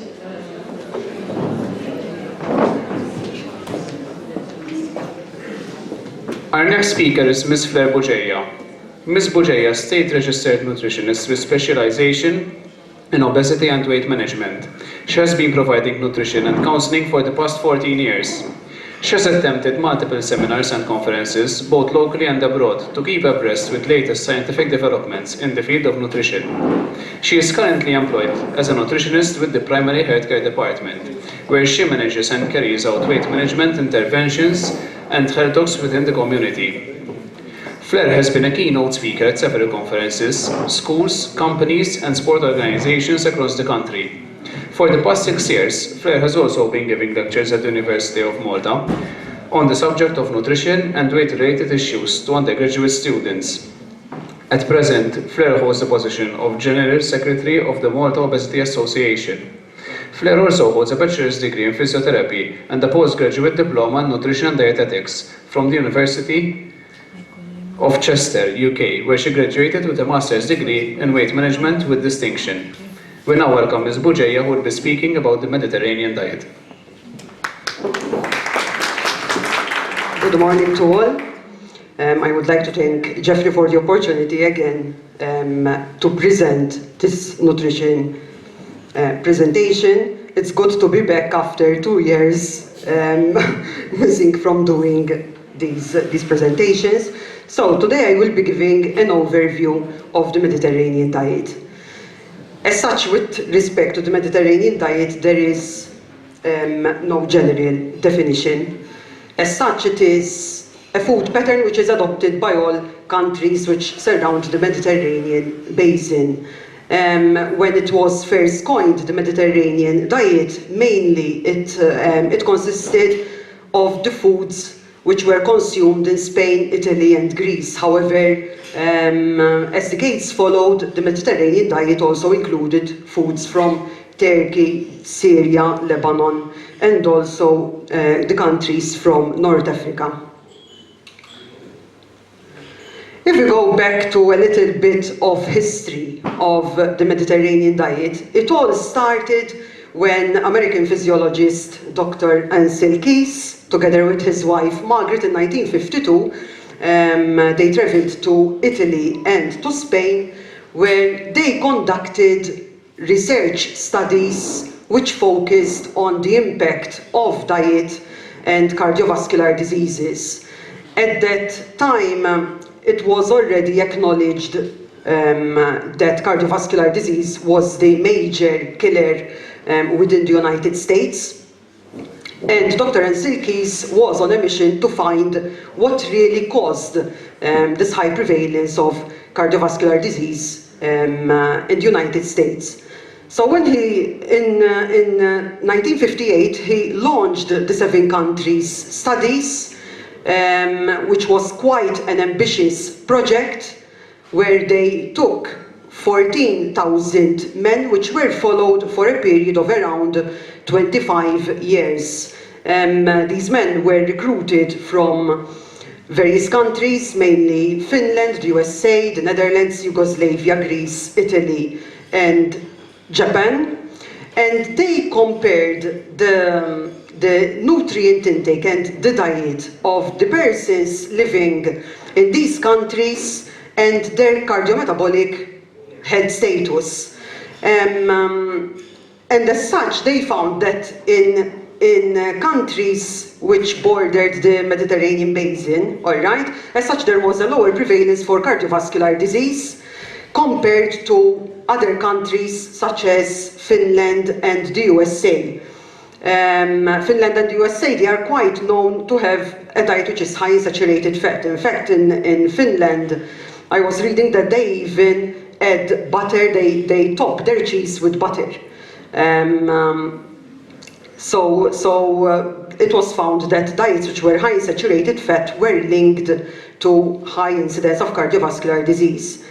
The protective effects of cardiovascular disease were followed also by the diet which is consumed in Japan, where as such in Japan you have a diet which is high in rice, high in vegetables, high in meat, and very low in saturated fat. And as such, this study showed the link between hypercholesteremia, the link between heart disease, and the type of diet that the people were consuming. Over the years, from the 1960s onwards, there have been a number of studies which have followed the study, which was conducted by Dr. Ansel Keys, mainly the Framingham Health Studies, the Nurse Health Studies, Women's Health Initiative, etc. And they all showed a reduced risk for heart disease and other coronary risk factors, which were linked to the Mediterranean dietary habits. So when it comes to characteristics of the Mediterranean diet, as such, the Mediterranean diet is one which is high in whole grain cereals, beans, legumes, fruits and vegetables. There's a low consumption of red meat, processed foods, a high consumption of fats, which primarily comes from olives and olive oil, together with a moderate consumption of wine. However, it is good to note that different Mediterranean countries have different dietary compositions. For instance, in Italy we find a higher consumption of pasta, in Spain a higher consumption of olives and olive oil, and in Greece a higher consumption of certain dairies such as feta cheese. One of the factors which was limiting studies when it concerned the effects of the Mediterranean diet, together on the health effects and metabolic markers that it affected, was the definition of the Mediterranean diet, because it does make a difference when you have a diet which is stated, for instance, to be 25% in fat ratio compared to 35%, for instance. And there was a review by Davis in 2015 which aimed to quantitatively define the Mediterranean diet. And as such, they stated that the Mediterranean diet was made by food groups and nutrients defined as containing 3 to 9 portions, servings of vegetable to servings of fruit, between 25 to 35% of total daily energy intake, which came from fat, and a ratio of monounsaturated fatty acids to saturated fatty acids which was greater than 2.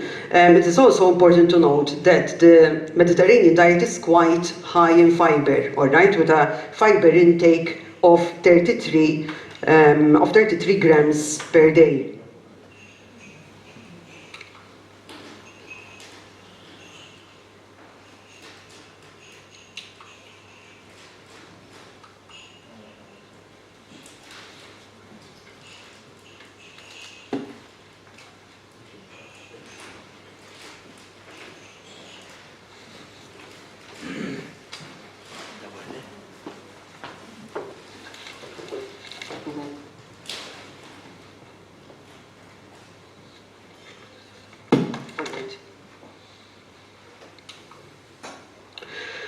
So, the study by Martinez Lacoba Toll was, one can say, is the latest, all right, and it is the most exhaustive of research when it comes to analysis of the Mediterranean diet.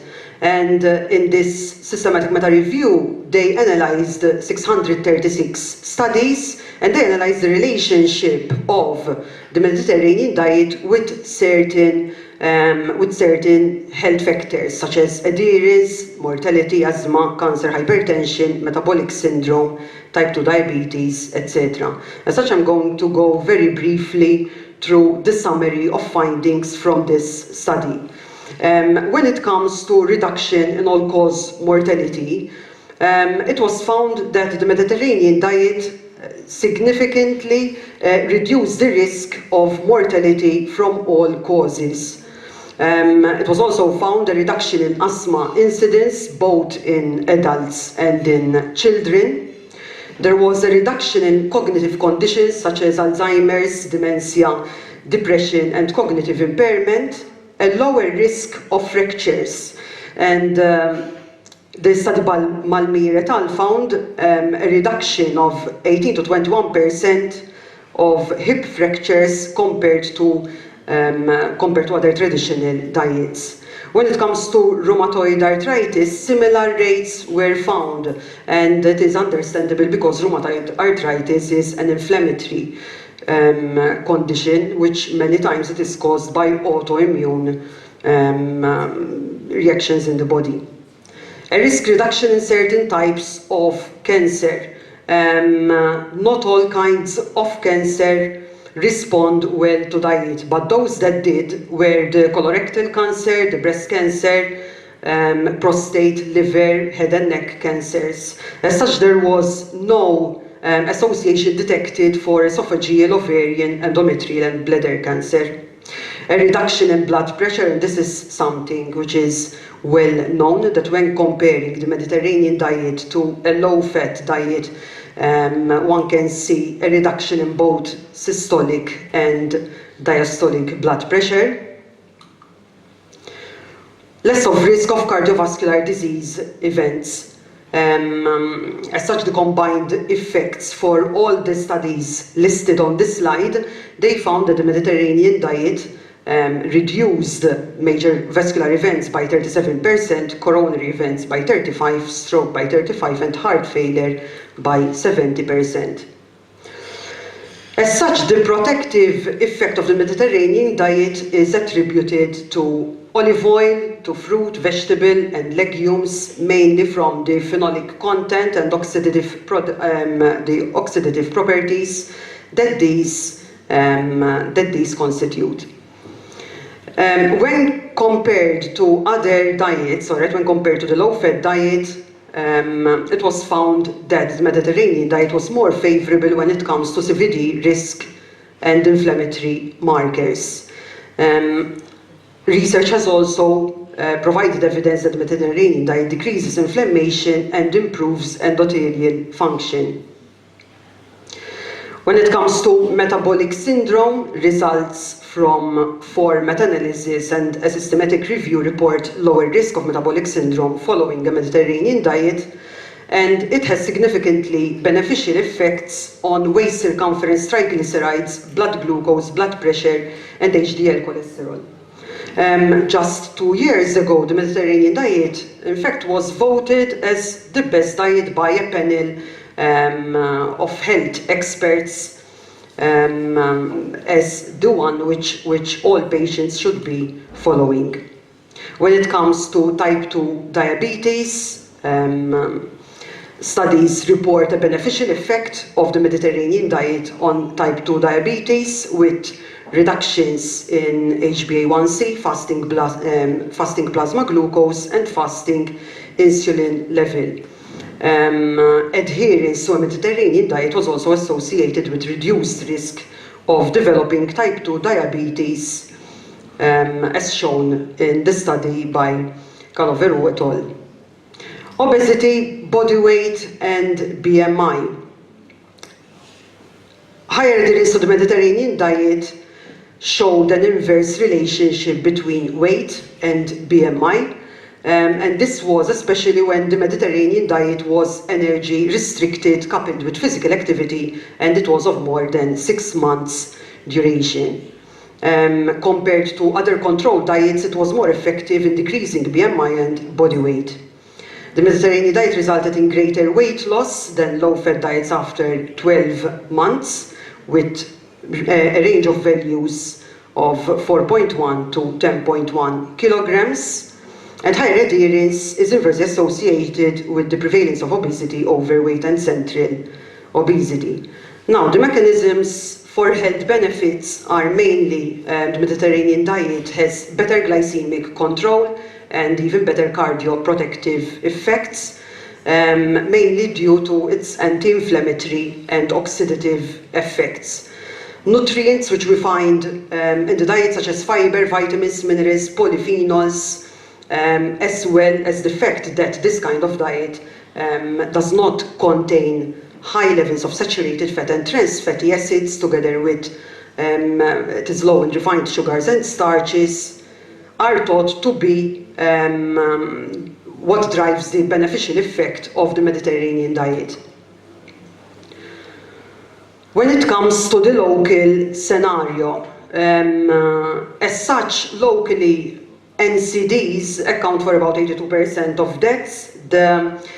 We have data from the National Mortality Registry which shows that almost year in, year out, roughly about 40% of deaths are attributed to cardiovascular disease.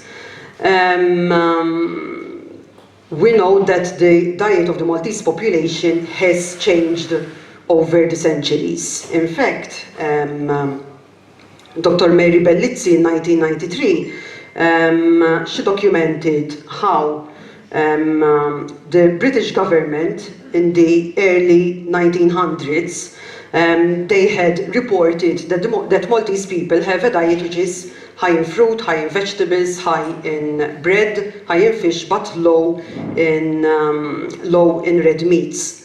However, less than 50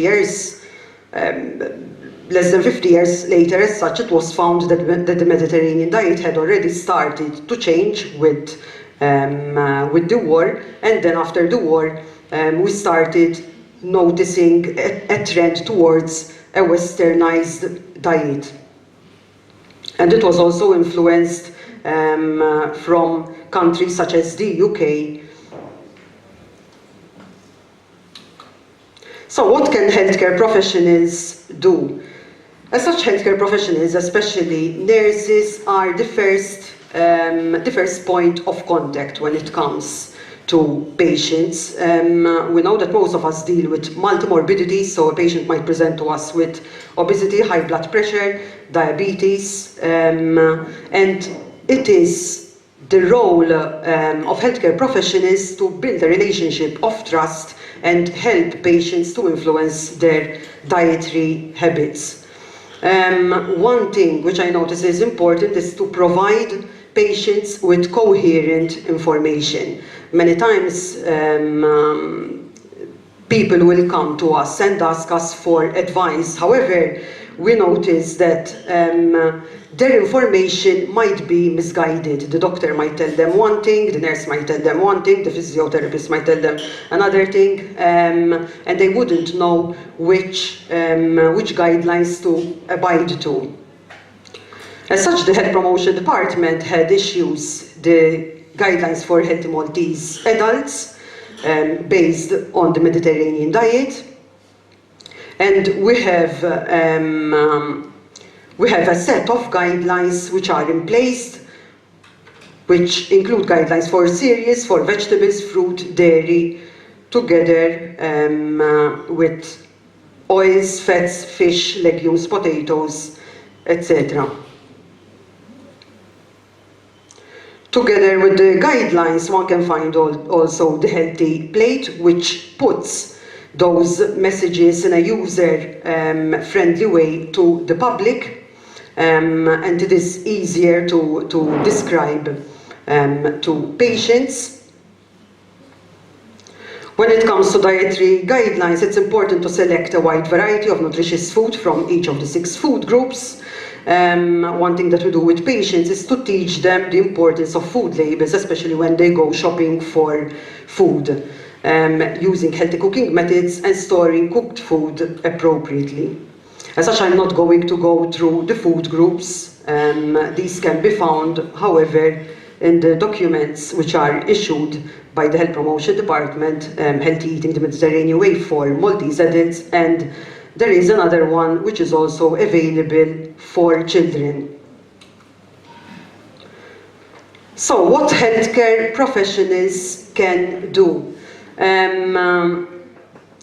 As such, it is always important to emphasize the gradual changes in diet rather than going from one end of the spectrum to another. Many times we encounter patients who, when we tell them that they need to improve their diet, they would completely eliminate certain food groups. They would completely eliminate carbohydrates, for instance, which isn't the right way to approach it. So some general things which you can advise to your patients when they come to you would be to consume more fruit and vegetables rather than processed or pre-packaged items. Use vegetable oils such as canola or sunflower oil for cooking and baking instead of butter. Opting for whole grains rather than refined carbohydrates. To use olive oil and vinaigrettes instead of sour cream and mayonnaise. Incorporating more legumes, fruit and vegetables, and in fact you can try to start telling patients, for instance, always to imagine their plate and fill half of their plate with vegetables. Utilizing leaflets in your practice. As such, Health Promotion Department have a lot of leaflets, and even in health centers you can find leaflets which it is advisable that you use with your patients. Refer when in need to a nutritionist or dietitian for further assistance.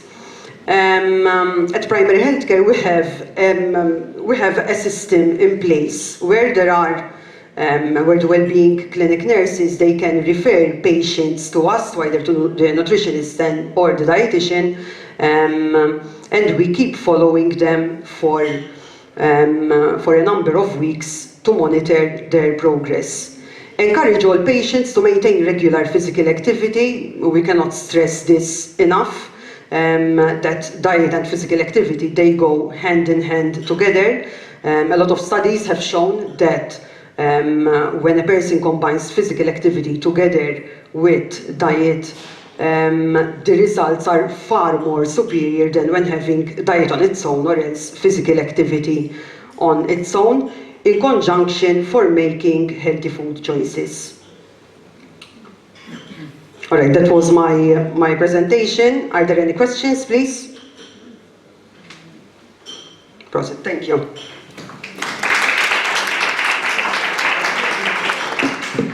Thanks, Ms. Bugeja. Our next speaker is Mr. Jürgen Bonnet. Jürgen is currently a senior staff nurse at Floriana Health Center's wound clinic and works as a link nurse in wound care for the primary healthcare department. He is also a nursing mentor and preceptor for both local and foreign nursing students and nurses with both the University of Malta and the Council for Nurses and Midwives. He pursued undergraduate education at the University of Malta and has been awarded the degree of Masters of Science with distinction in Clinical Skin Integrity and Wound Management by the University of Hertfordshire, United Kingdom. Currently, he is reading a second master's degree in Applied Nutrition with the Malta Leadership Institute. Jürgen Bonnet has been practicing as a nurse for 12 years and has worked in the private sector, the General Hospital and the community. And being a tissue viability nurse specialist with a great interest in nutrition, Mr. Bonnet is an avid believer of the promotion of nutritional support in the process of wound healing. His research interests also includes sport nutrition and low carbohydrate diets with and without energy restrictions. We now welcome Mr. Bonnet, who will be talking about the keto diet. Hi, good afternoon everyone, and thank you MLI for the invitation. So basically today we'll be speaking about the ketogenic diet. There's a lot of controversy about this diet. However, I believe that there is a lot of misinformation around, and certain, I must say, health professionals also don't have the right knowledge or maybe give misinformation or recommendations when it comes to giving their opinion with this diet. So basically, the ketogenic diet is characterized by a low carbohydrate diet, where the body produces ketones in the liver for the use of energy. So this metabolic state is when the body enters ketosis. By maintaining a ketogenic diet, the body is coerced into this metabolic state. This diet shares a lot of similarities with the Atkins diet and with various other low carbohydrate diets. So, history of ketogenic diet. It is not something new. In fact, our ancestors used to practice this form of diet. They were hunter-gatherers and basically they followed a carnivore diet because they used to hunt for animal products and they used to mainly eat meat. Apart from that, there is also historical mentioning in the early Olympic Games, which dates back to 776 before Christ, where athletes were encouraged to eat more meat product. And before their games, they were encouraged not to eat any form of carbohydrates. In the 1920s, this has also been used for the treatment of epilepsy, especially in children, because it was found that it was able to decrease the incidence of seizures. Then, by the 1960s, various physicians were recommending this ketogenic diet for the treatment of obesity. So, how does ketosis work? To understand this, we have to compare it with how the body utilizes glucose for energy. So, in a normal diet, which usually includes higher amount of carbohydrate intake, basically the body produces insulin as a response to higher level of glucose in the blood. This insulin helps with shuttling the glucose into the cells for the production of energy. When we are following a ketogenic diet and the individual is restricting himself from carbohydrate intake, what happens is ketones are produced by the liver, and this takes place when fat is broken down in the liver, which eventually produces ketones, and these ketones then are used for the production of energy. Now, I'm sure you are familiar with the two terms of diabetic ketoacidosis and ketosis. Just for information purposes, I don't want you to become mixed between these two terms because they are totally different from each other. So basically, ketones are beneficial for the body, but nutritional ketosis and diabetic ketoacidosis, which is also known as DKA, are not the same thing. So basically, when we have DKA, what happens is that blood glucose levels rise in the blood. Insulin is not being produced sufficiently. So blood glucose, the glucose is not being used of energy. As a result, ketones are produced because the body is actually using fat for fuel. But what happens is, because there is high glucose levels and also large amount of ketones, the blood becomes acidic. So this is actually a life-threatening scenario. In ketosis, it's not the same thing. Blood glucose is not high in the blood, and basically ketones are just produced for fuel. What is important is that we should not focus on the amount of ketones that are produced in the body, but what is causing the production of ketones that matters. In fact, ketone blood levels during a ketogenic diet usually ranges between 1 to 3 millimoles per liter, keeping in mind that there is normal blood glucose level in the blood. Ketone blood levels in a situation when there is DKA, this amount of ketones level rise more than 3 millimoles per liter. So more ketones in the body, even when we are dealing with ketogenic diet, are not better. The difference here is not the number of ketones, but what's causing the production of ketones that matters. So that the cause is what truly determines whether they are safe or dangerous. Types of ketogenic diets. Ketogenic diets the keto diet basically is evolving, all right? There are different versions of ketogenic diet, and it is not always a high-fat diet. The high-fat diet is the standard ketogenic diet, where you have intake of approximately 70% of fat, 10% carbohydrates, and 20% protein. When we're speaking about carbohydrates, usually these should range between 25 to 50 grams of carbs per day to maintain ketosis. Another type of ketogenic diet is the cyclical ketogenic diet. This involves usually 5 days of ketogenic days, followed by 2 high carbohydrate days. And there are reasons why we will incorporate these carbohydrates, which I will explain to you further on in this presentation. This type of diet is usually followed by a lot by athletes, okay?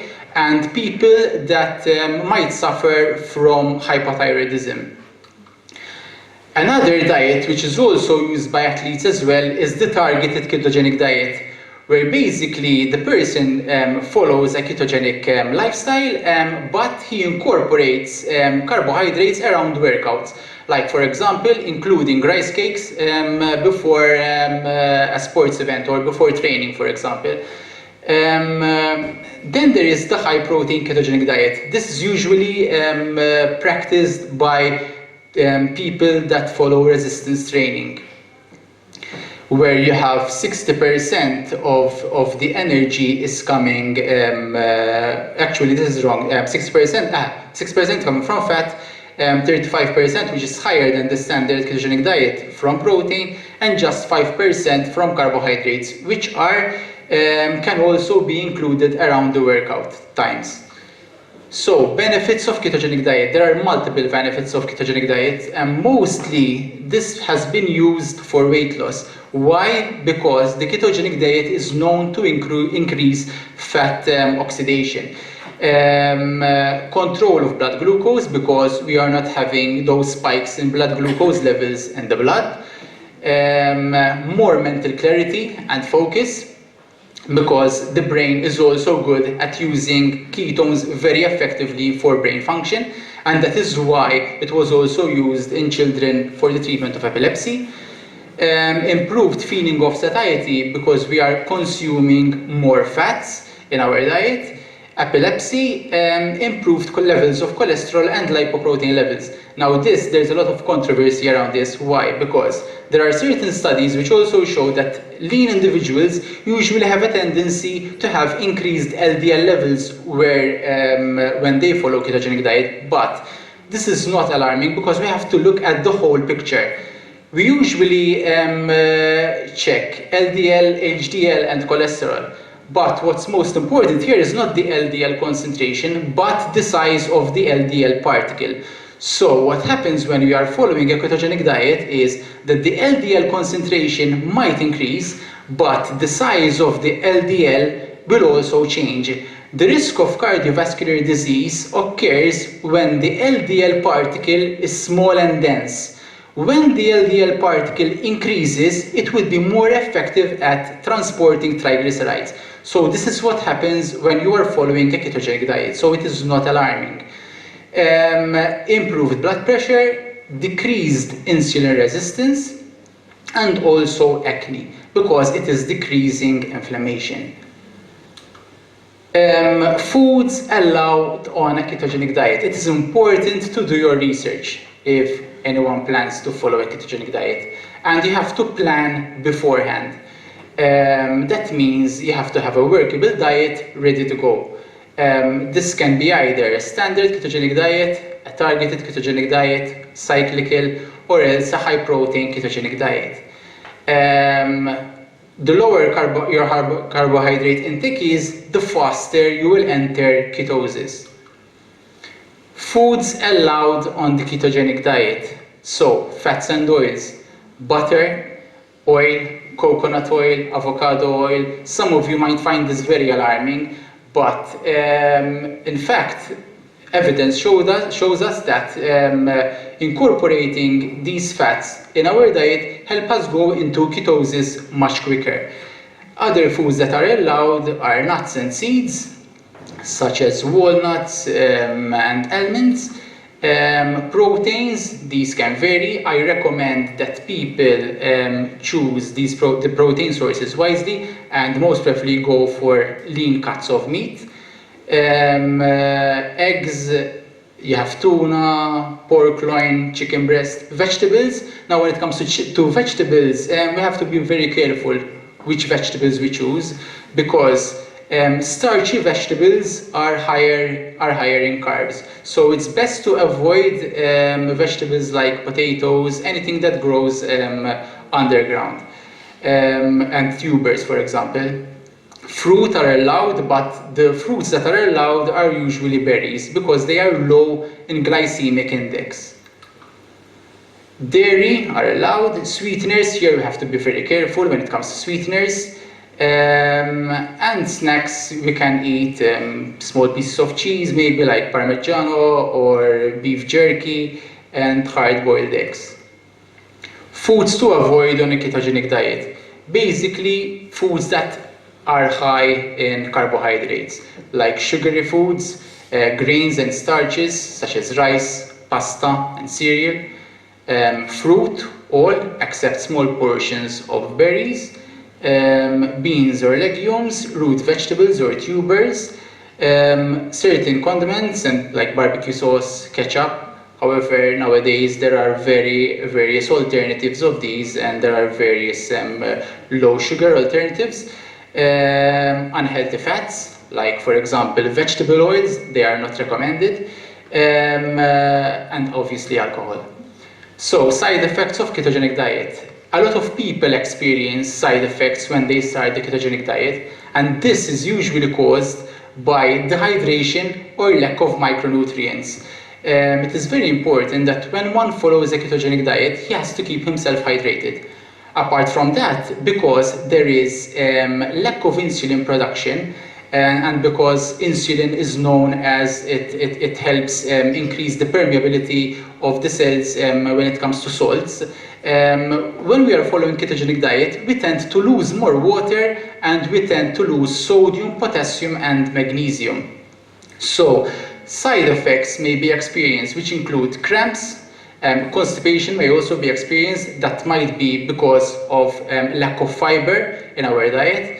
And it's very important that when one follows a ketogenic diet, he includes vegetables so that he will ensure or she will ensure that fiber intake is maintained.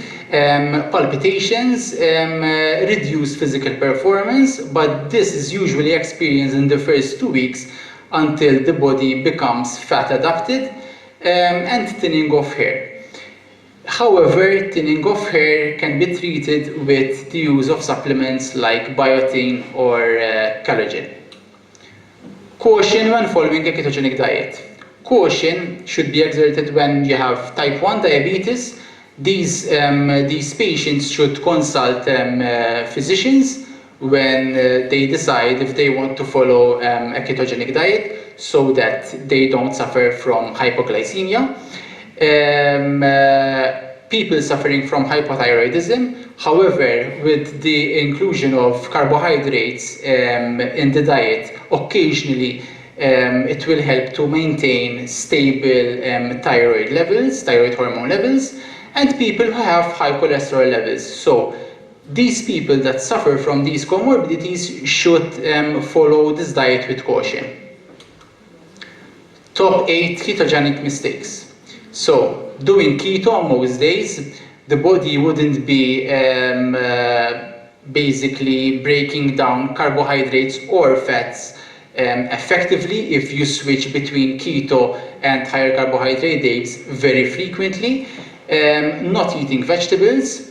Fiber is needed to maintain normal digestive function and safeguard gut bacteria.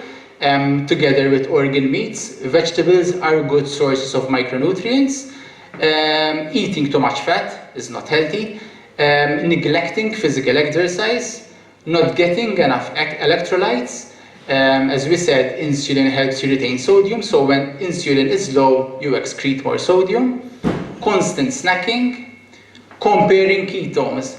This is a trap a lot of people fall into when they follow a ketogenic diet, because there are breathalyzers, there are blood ketone monitors, which you can check your ketone levels with, but this in reality will stress you out if you do so.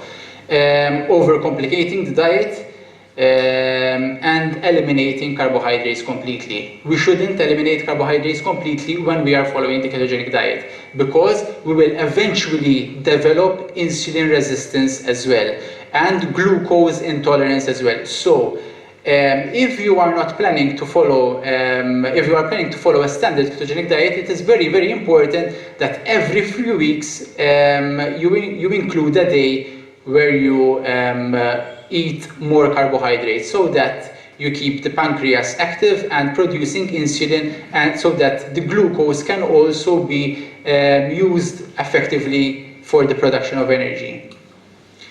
Is it effective for weight loss? Yes. And is it sustainable? It depends. So, ketogenic diets typically result in weight loss and may increase insulin sensitivity in diabetics as well, if done properly. In fact, when compared to low-fat diets, ketogenic diets appear to be more successful in achieving long-term weight loss.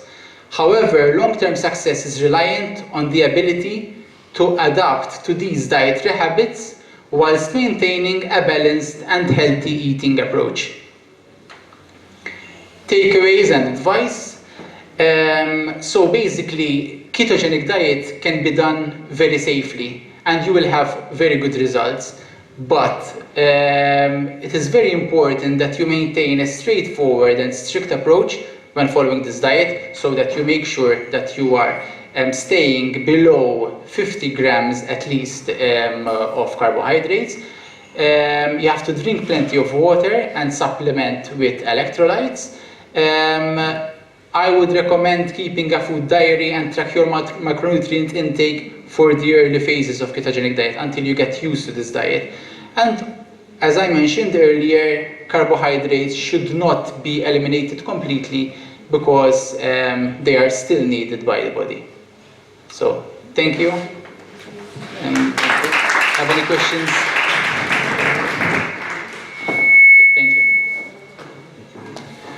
Thank you, Mr. Bonnet. Our final speaker for today is Dr. Antonella Grima. Dr. Antonella qualified as a medical doctor in 2005. She subsequently specialized in public health medicine and read for a Master's of Science degree in public health at the University of Malta in 2009. In 2014, Dr. Antonella obtained a postgraduate diploma in nutrition and dietetics at the University of Malta. She has an all-rounded and evidence-based approach to disease prevention and nutrition, and enjoys focusing on improving health and well-being through dietary and lifestyle modifications. She has been practicing as a registered nutritionist in the private sector since 2014. Dr. Antonella has a keen interest in using medicinal properties found in the food we consume in order to help improve health in a holistic way through diet. She is currently reading for an advanced Master Herbalist Diploma in order to deepen her understanding of the beneficial properties of plants. We now welcome Dr. Antonella Grima, who will be speaking about keeping our bowels and microbiome healthy through food. Hi, thanks Jeffrey for organizing this event, and thank you for attending. It's great to be in person after over 2 years now. I won't keep you very long because I can see our food at the back, and I'm sure that you're all looking forward to it after we've been talking about food all day long. So I'll be talking to you about our bowels and our microbiome, which we have already covered in previous talks, and how we can help our bowels and our microbiome through what we eat. So this is a slide that I really feel strongly about, because it is a representation of our relationship with our food. As you can see, this man here is made up of what he has eaten, and actually our food is a way of preventing disease, while at the same time, unfortunately, we can bring upon diseases in our body.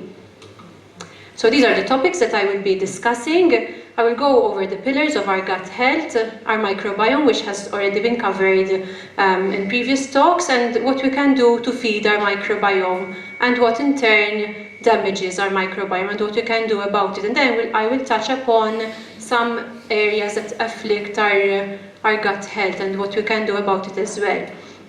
Now, this chap here, who was very smart by the way, 2,500 years ago, with no research and no evidence at his hand, but through observation, came to the conclusion that all disease begins in the gut. And over the past few decades, especially in the last 10 years, we have really shown and proven that he is absolutely right, because the number of studies that are coming out about our microbiome, about gut health, and how it affects the rest of our body is quite fascinating, to say the least.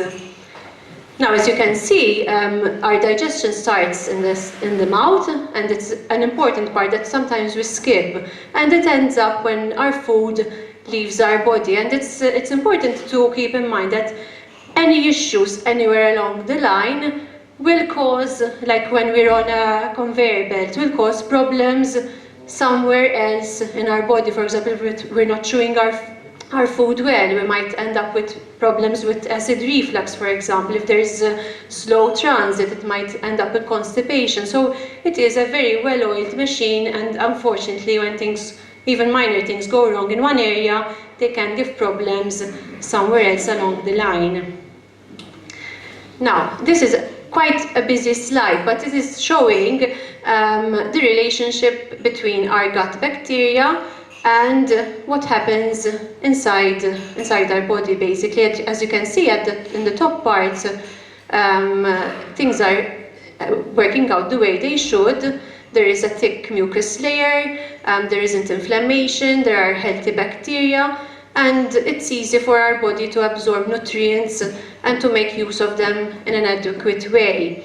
In the bottom part, there's a lot of inflammation going on, the mucus layer is gone, and it's easier for unhealthy or the wrong kinds of microorganisms to make it through our body, while at the same time healthy nutrients that we need find it more difficult to be absorbed.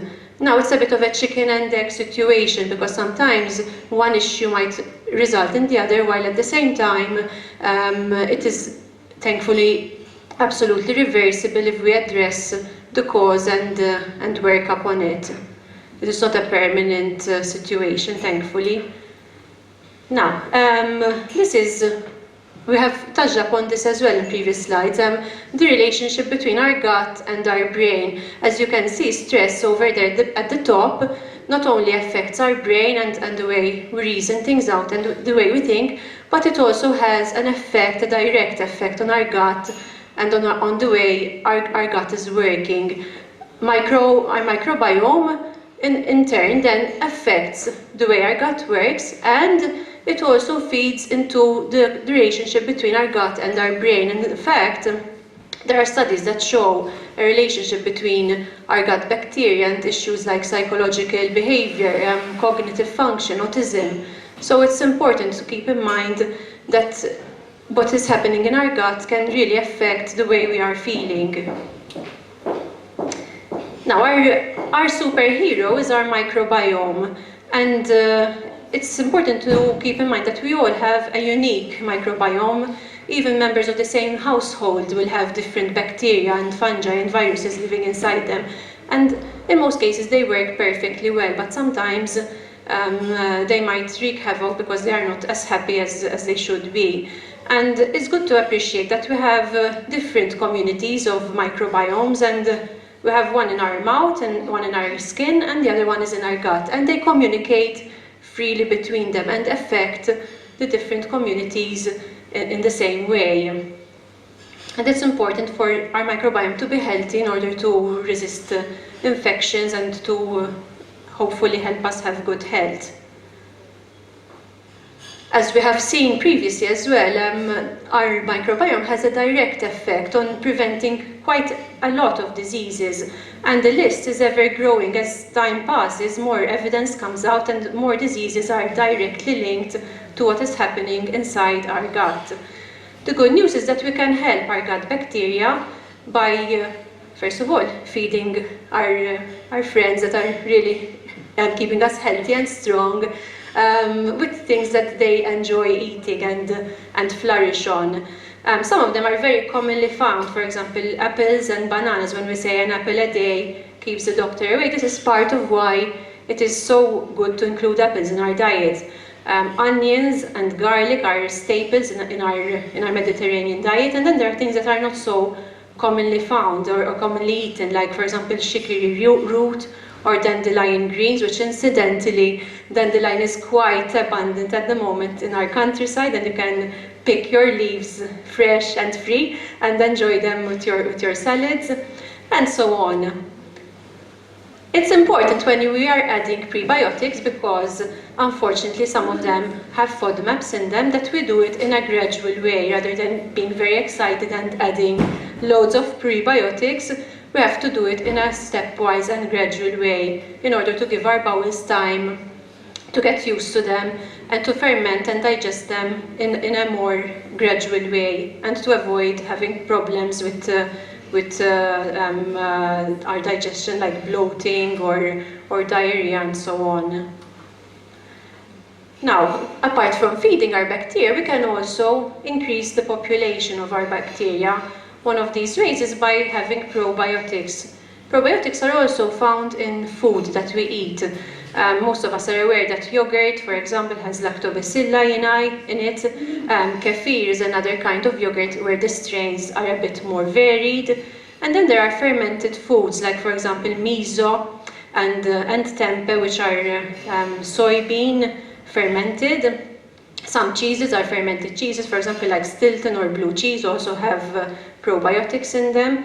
And then there are fermented vegetables. Our capers, when produced in a traditional way, where salt is added and nothing else, are also a form of fermented food where probiotics are abundant. Sauerkraut is something that we can even make at home, and kimchi are fermented vegetables there are more varieties of vegetables rather than sauerkraut, which is made out of cabbage. And you can also find them available to buy. Our microbiome not only likes these foods, but it's also happy when we include things like whole grains and fruit and vegetables, which are sources of fiber. And in moderation, it also enjoys polyphenols, which are found in chocolate, red wine, green tea, and extra virgin olive oil. And incidentally, 3 of these are found in our Mediterranean diet. So you can really correlate the benefits not only on us, but also on the bacteria that live inside our body. Now, what can harm our microbiome, on the other hand? Unfortunately, antibiotics can be a lifesaver, so if we need them, we have to have them. But at the same time, they do wipe out the whole colony of bacteria that we have in our body. So when we have a course of antibiotics, it's always wise to couple that with a probiotic to make sure that we are feeding back the bacteria that have been lost. If we are stressed, for example, if we are not sleeping well, if we are exposed to environmental chemicals that cause harm to our microbiome, this also can damage our population. If we eat very processed foods, for example, and do that repeatedly, or also artificial sweeteners. In recent years, in fact, when we were under the impression that sweeteners are perfectly fine and perfectly safe, there have been studies coming out that although we do not absorb them, they do cause harm to our gut bacteria because they actually process the chemicals in the sweeteners. Now, some other things that we can do to help our bowels be healthy and strong. Now, vegetables and fruit, as you can see in this heart, there are different colors, and it is very important that we do include different colors in our diet, because every color represents a different kind of phytochemical, and they are all necessary and all important. Fruit and vegetables also have antimicrobial action, and they also reduce inflammation and oxidation in our body. And as we know, inflammation and oxidation are major causes of diseases. So once we keep those under control, we have a less risk of developing health problems. Healthy oils, they are good, first of all, for our gut bacteria, but secondly, even for us, because they help to reduce inflammation and help to reduce the risk of bowel disease, such as inflammatory bowel disease and cancer. Sources of healthy oils are oily fish, nuts and seeds. There's avocado, for example. So it's important to include a variety of healthy oils in our diet. Now, how about superfoods? Some foods are notorious for having more health properties than other foods. And sometimes we might tend to only eat certain foods because we know that they are healthier or labeled as healthier, but it's important that we do make sure that our diet is as varied and as wide as possible when it comes to healthy food. So for example, rather than only having almonds as nuts, because maybe we've heard or we've read that they have particular benefits, it's good to have different kinds of nuts. And the same with seeds. With legumes, for example, we don't only have one kind, but we make sure that we have a variety of legumes, because the more variety our diet has, the better it is both for our microbiome and even for us for absorbing nutrients from our gut. Now I'm going to touch on 3 areas that commonly affect our intestine and what we can do about them. And one of them, which is unfortunately very common, is constipation. And I think the most important thing that we have to keep in mind is that we drink enough water, because sometimes in this hot country, even in summer, I have people who tell me I only have maybe a glass of water a day, which is, I don't know how they survive, but we do give quite a hard time to our kidneys and to our gut. So making sure that we're drinking enough, I think, is one of the major issues that will help with making our bowels more regular. And then there are things like fiber, there are certain fruits and vegetables like leafy greens, for example, and flax seeds have a very good effect with making us more regular. It's important to have regular exercise. Sometimes people who have too much coffee or too much dairy might notice that by reducing it, it will help them to be more regular. And sometimes even herbal infusions like chamomile or ginger or green tea might help to make us more regular and have a bowel movement on most days. Another issue which is quite common is irritable bowel syndrome, as we've seen in our first presentation by Ms. Porter. FODMAPs are triggers for irritable bowel syndrome, and lactose and gluten are very common culprits. Rather than eliminating completely, it's good to maybe go for a more wholesome diet and monitor how our body responds to certain foods by keeping a food diary, which is very, very helpful. And also stress and relaxation techniques are also very important when dealing with irritable bowel syndrome. Another issue is acid reflux, and one might appreciate that most often these conditions are linked, so one might suffer from acid reflux and constipation as well, and it might be worse when they are more stressed, for example, because they are all linked, as we saw, both to our brain and between them as well. It's important to speak to your doctor if you have new onset symptoms for any condition that is affecting your gut. And some things, practical things that we can do is to eat smaller or more frequent meals, to leave enough time between our meal and when we are lying down, to monitor what is causing our symptoms, often things like caffeine and acidic foods, for example, or even, unfortunately, too much fiber might be triggers for acid reflux. And even the way we sleep, for example, and not wearing tight clothes, or tackling our weight might be ways of addressing issues with acid reflux. Now this is my last slide. I don't know if there are any questions.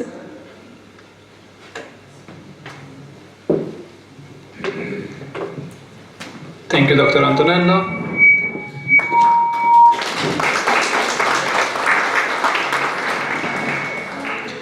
This presentation brings us to the end of our conference. Thank you all for joining us. It's been a pleasure.